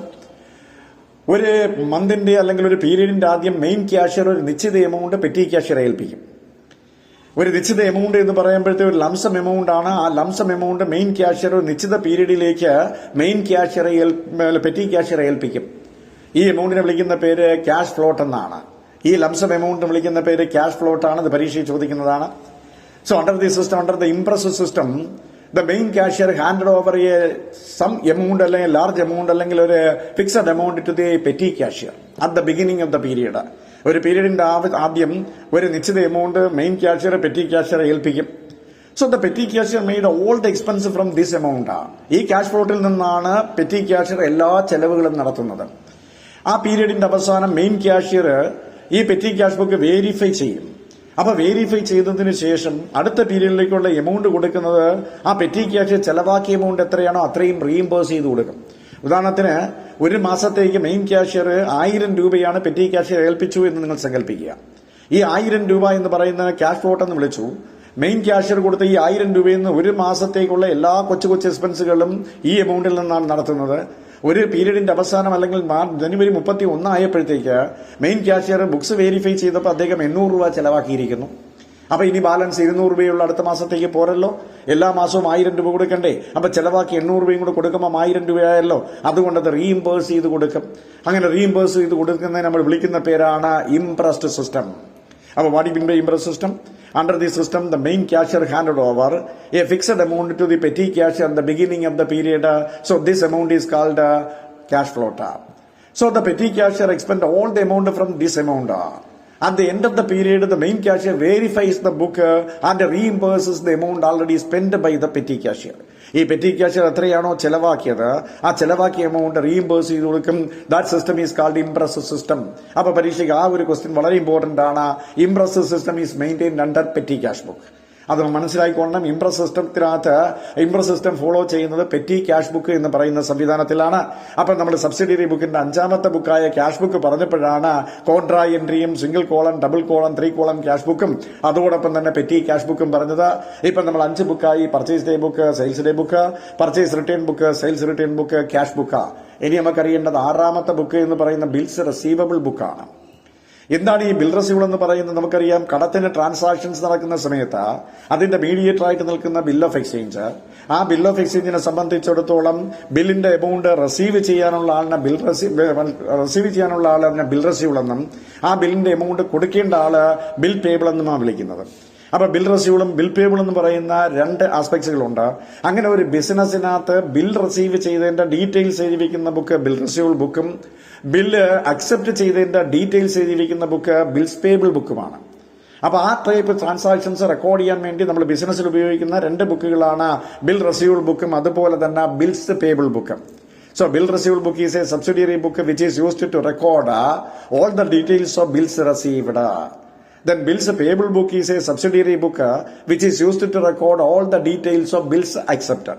ബിൽ റിസീവ് ചെയ്തതിന്റെ details bills receivable book, bill accept ചെയ്തതിന്റെ ഡീറ്റെയിൽസ് ആണ് ബിൽസ് പേയബിൾ ബുക്ക് എന്ന് പറയുന്നത്. അപ്പൊ ആ 2 സബ്സിഡിയറി ബുക്ക് നമുക്ക് മനസ്സിലായി. ഇപ്പൊ നമുക്ക് 7 സബ്സിഡിയറി ബുക്ക് മനസ്സിലായി. കടത്തിന് സാധനങ്ങൾ വാങ്ങിയാൽ റെക്കോർഡ് ചെയ്യുന്ന ബുക്ക് പർച്ചേസ് ഡേ ബുക്ക്, ആ സാധനം തിരിച്ച് അയച്ചാൽ നമ്മൾ പർച്ചേസ് റിട്ടേൺസ് ബുക്ക്, കടത്തിന് സാധനങ്ങൾ വിറ്റാൽ റെക്കോർഡ് ചെയ്യുന്ന ബുക്ക് സെയിൽസ് ഡേ ബുക്ക്, വിറ്റ സാധനം തിരിച്ചു വന്നാൽ റെക്കോർഡ് ചെയ്യുന്ന ബുക്ക് സെയിൽസ് റിട്ടേൺസ് ബുക്ക്, ക്യാഷുമായി ബന്ധപ്പെട്ട ട്രാൻസാക്ഷൻസ് ക്യാഷ് ബുക്ക്, അതുപോലെ ബില്ല് റിസീവ് ചെയ്തതിന്റെ ഡീറ്റെയിൽസ് എഴുതുന്ന book bills receivable book, bill accept ചെയ്തതിന്റെ ഡീറ്റെയിൽസ് എഴുതുന്ന ബുക്ക് ബിൽസ് പേബിൾ ബുക്ക്. ഇനി നമുക്ക് 8ാമത്തെ ഒരു ബുക്കുണ്ട്, ജേണൽ പ്രോപ്പർ. എന്താണ് ഈ ജേണൽ പ്രോപ്പർ എന്ന് പറയുന്നത്? ജേണൽ പ്രോപ്പർ എന്ന് പറഞ്ഞാൽ നമുക്കൊരു ട്രാൻസാക്ഷൻ ഉണ്ടായത്, പർട്ടിക്കുലർ ടൈപ്പ് ട്രാൻസാക്ഷൻ ഉണ്ടായി. ഈ ട്രാൻസാക്ഷൻ നേരത്തെ പറഞ്ഞ 7 സബ്സിഡിയറി ബുക്കിലും റെക്കോർഡ് ചെയ്യാൻ കഴിഞ്ഞില്ല എന്നിരിക്കട്ടെ. അങ്ങനെ 7 സബ്സിഡിയറി ബുക്കിലും റെക്കോർഡ് ചെയ്യാൻ കഴിയാത്ത ട്രാൻസാക്ഷൻസ് ഉണ്ട് എങ്കിൽ ആ ട്രാൻസാക്ഷൻസ് റെക്കോർഡ് ചെയ്യുന്ന ബുക്കിനെ വിളിക്കുന്ന പേരാണ് journal proper. So journal proper is a subsidiary book which is used to record all the transactions which do not record in any other subsidiary book. മറ്റേതൊരു സബ്സിഡിയറി ബുക്കിലും റെക്കോർഡ് ചെയ്യാൻ പറ്റാത്ത ഏതെങ്കിലും ട്രാൻസാക്ഷൻ ഉണ്ട് എങ്കിൽ ആ ട്രാൻസാക്ഷൻസ് റെക്കോർഡ് ചെയ്യാൻ വേണ്ടി ഉപയോഗിക്കുന്ന ബുക്കിനെ വിളിക്കുന്ന പേര് ജേണൽ പ്രോപ്പർ എന്നാണ്. ഇപ്പൊ ഉദാഹരണത്തിന് നമ്മൾ ഒരു ഫർണിച്ചർ വാങ്ങിച്ചു. ഫർണിച്ചർ നമ്മൾ കടത്തിനാണ് വാങ്ങിച്ചതെങ്കിൽ അവിടെ നമുക്ക് ഒരിക്കലും അവിടെ പർച്ചേസ് ഡേ ബുക്കിൽ എഴുതാൻ പറ്റത്തില്ല. കാരണം ഫർണിച്ചറിനൊരു ഫിക്സഡ് നെയിം ഉണ്ട്. അപ്പൊ അതൊരു അസറ്റാണ്. അപ്പൊ അസറ്റ് വാങ്ങിച്ചത് കൊണ്ട് തീർച്ചയായും അത് ജേണൽ പ്രോപ്പറിലാണ് നമ്മൾ എഴുതുന്നത്. അപ്പൊ അതുകൊണ്ട് furniture account debtor to party എന്നാണ് നമ്മൾ അവിടെ എഴുതുന്നത്, പർച്ചേസ് ഡേ ബുക്കിലല്ല എഴുതുന്നത്. അങ്ങനെ പർട്ടിക്കുലർ ട്രാൻസാക്ഷൻസ്, പ്രത്യേക രീതിയിലുള്ള ട്രാൻസാക്ഷൻസ് റെക്കോർഡ് ചെയ്യാൻ വേണ്ടി നമ്മൾ ഉപയോഗിക്കുന്ന ബുക്കിനെ വിളിക്കുന്ന പേര് ജേണൽ പ്രോപ്പർ എന്നാണ്. മറ്റൊരു സബ്സിഡിയറി ബുക്കിലും റെക്കോർഡ് ചെയ്യാൻ കഴിയാത്ത ട്രാൻസാക്ഷൻസ് റെക്കോർഡ് ചെയ്യുന്ന ബുക്കാണ് ഈ ജേണൽ പ്രോപ്പർ എന്ന് പറയുന്നത്. ഇവിടെ നമ്മൾ ചില പ്രത്യേക ട്രാൻസാക്ഷൻസ് ആണ് റെക്കോർഡ് ചെയ്യുന്നത്. ഉദാഹരണത്തിന് ചില എൻട്രീസ് ഉണ്ട്, ട്രാൻസ്ഫർ എൻട്രി ഉണ്ട്, ഓപ്പണിംഗ് എൻട്രി ഉണ്ട്, അഡ്ജസ്റ്റിംഗ് എൻട്രി ഉണ്ട്, ക്ലോസിംഗ് എൻട്രി ഉണ്ട്. അങ്ങനെ ചില എൻട്രീസ് നമുക്കുണ്ട്.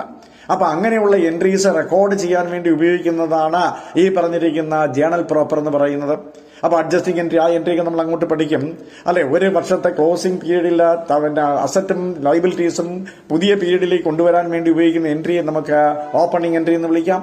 അതുപോലെ തന്നെ അസറ്റുകളെയും ലയബിലിറ്റിയുടെയും ക്ലോസിംഗ് ബാലൻസ് റെക്കോർഡ് ചെയ്യാൻ വേണ്ടി ഉപയോഗിക്കുന്ന എൻട്രിയെ ക്ലോസിംഗ് എൻട്രി എന്ന് വിളിക്കാം. ട്രാൻസാക്ഷൻസ് വിട്ടുപോയി കഴിഞ്ഞാൽ അത് റെക്കോർഡ് ചെയ്യാൻ വേണ്ടി ഉപയോഗിക്കുന്ന എൻട്രിയെ നമുക്ക് അഡ്ജസ്റ്റിംഗ് എൻട്രി എന്ന് വിളിക്കാം. ഇനി അക്കൗണ്ടുകൾ പരസ്പരം ട്രാൻസ്ഫർ ചെയ്യാൻ ഉപയോഗിക്കുന്ന എൻട്രിയെ നമുക്ക് ട്രാൻസ്ഫർ എൻട്രി എന്ന് വിളിക്കാം. അപ്പൊ ഈ പറഞ്ഞിരിക്കുന്ന എൻട്രീസ് ഇതെല്ലാം റെക്കോർഡ് ചെയ്യാൻ വേണ്ടി നമ്മൾ ഉപയോഗിക്കുന്ന സബ്സിഡിയറി ബുക്കിനെ വിളിക്കുന്ന പേര് ജേണൽ പ്രോപ്പർ എന്നാണ്. അപ്പൊ ഈ 8 ബുക്കിനെയാണ് നമ്മൾ സബ്സിഡിയറി ബുക്ക് എന്ന് വിളിക്കുന്നത്. ഇവിടെ നമുക്ക് ഒരു 2 കാര്യങ്ങളുടെ അറിയേണ്ടതുണ്ട്. ഇവിടെ ഓരോ സബ്സിഡിയറി ബുക്കിനും വൗച്ചറുണ്ട്, അല്ലെങ്കിൽ ഡോക്യുമെന്റ് ഉണ്ട്. അപ്പൊ ഡോക്യുമെന്ററി എവിഡൻസ് വെച്ചാണ് സ്വാഭാവികമായിട്ട് ഈ ബുക്കുകളൊക്കെ എഴുതുന്നത് നമുക്കറിയാം. ഇപ്പൊ പർച്ചേസ് ഡേ ബുക്കിനകത്ത് നമ്മൾ റെക്കോർഡ് ചെയ്യുമ്പോഴത്തേക്ക് പർച്ചേസ് വൗച്ചർ വെച്ചും സെയിൽസ് ഡേ ബുക്കിൽ സെയിൽസ് വൗച്ചർ വെച്ചും ഒക്കെയാണ് നമ്മൾ അതിനകത്ത് റെക്കോർഡ് ചെയ്യുന്നത്. ക്യാഷ് ബുക്ക് ആണെങ്കിൽ ക്യാഷ് ബുക്കിൽ നമ്മൾ ഏതൊരു വൗച്ചറും ഉണ്ടെങ്കിലും അതെല്ലാം നോക്കിയാണ് റെക്കോർഡ് ചെയ്യുന്നത്. അപ്പൊ ടെലിഫോൺ ബിൽ അടച്ചു കഴിഞ്ഞാൽ ടെലിഫോൺ ബില്ലാണ് അതിന്റെ വൗച്ചർ എന്ന് പറയുന്നത്. അതുപോലെ വളരെ പ്രധാനപ്പെട്ട 2 വൗച്ചറുകളാണ്, അല്ലെങ്കിൽ 2 ഡോക്യുമെന്റുകളാണ് നമ്മളിപ്പോൾ പറയാൻ പോകുന്നത്, ഡെബിറ്റ് നോട്ടും ക്രെഡിറ്റ് നോട്ടും. അതുകൂടെ പറയുമ്പോഴേ നമുക്ക് സബ്സിഡിയറി ബുക്ക് കംപ്ലീറ്റ് ആവത്തുള്ളൂ. എന്താണ് ഈ ഡെബിറ്റ് നോട്ട്, എന്താണ് ക്രെഡിറ്റ് നോട്ട്?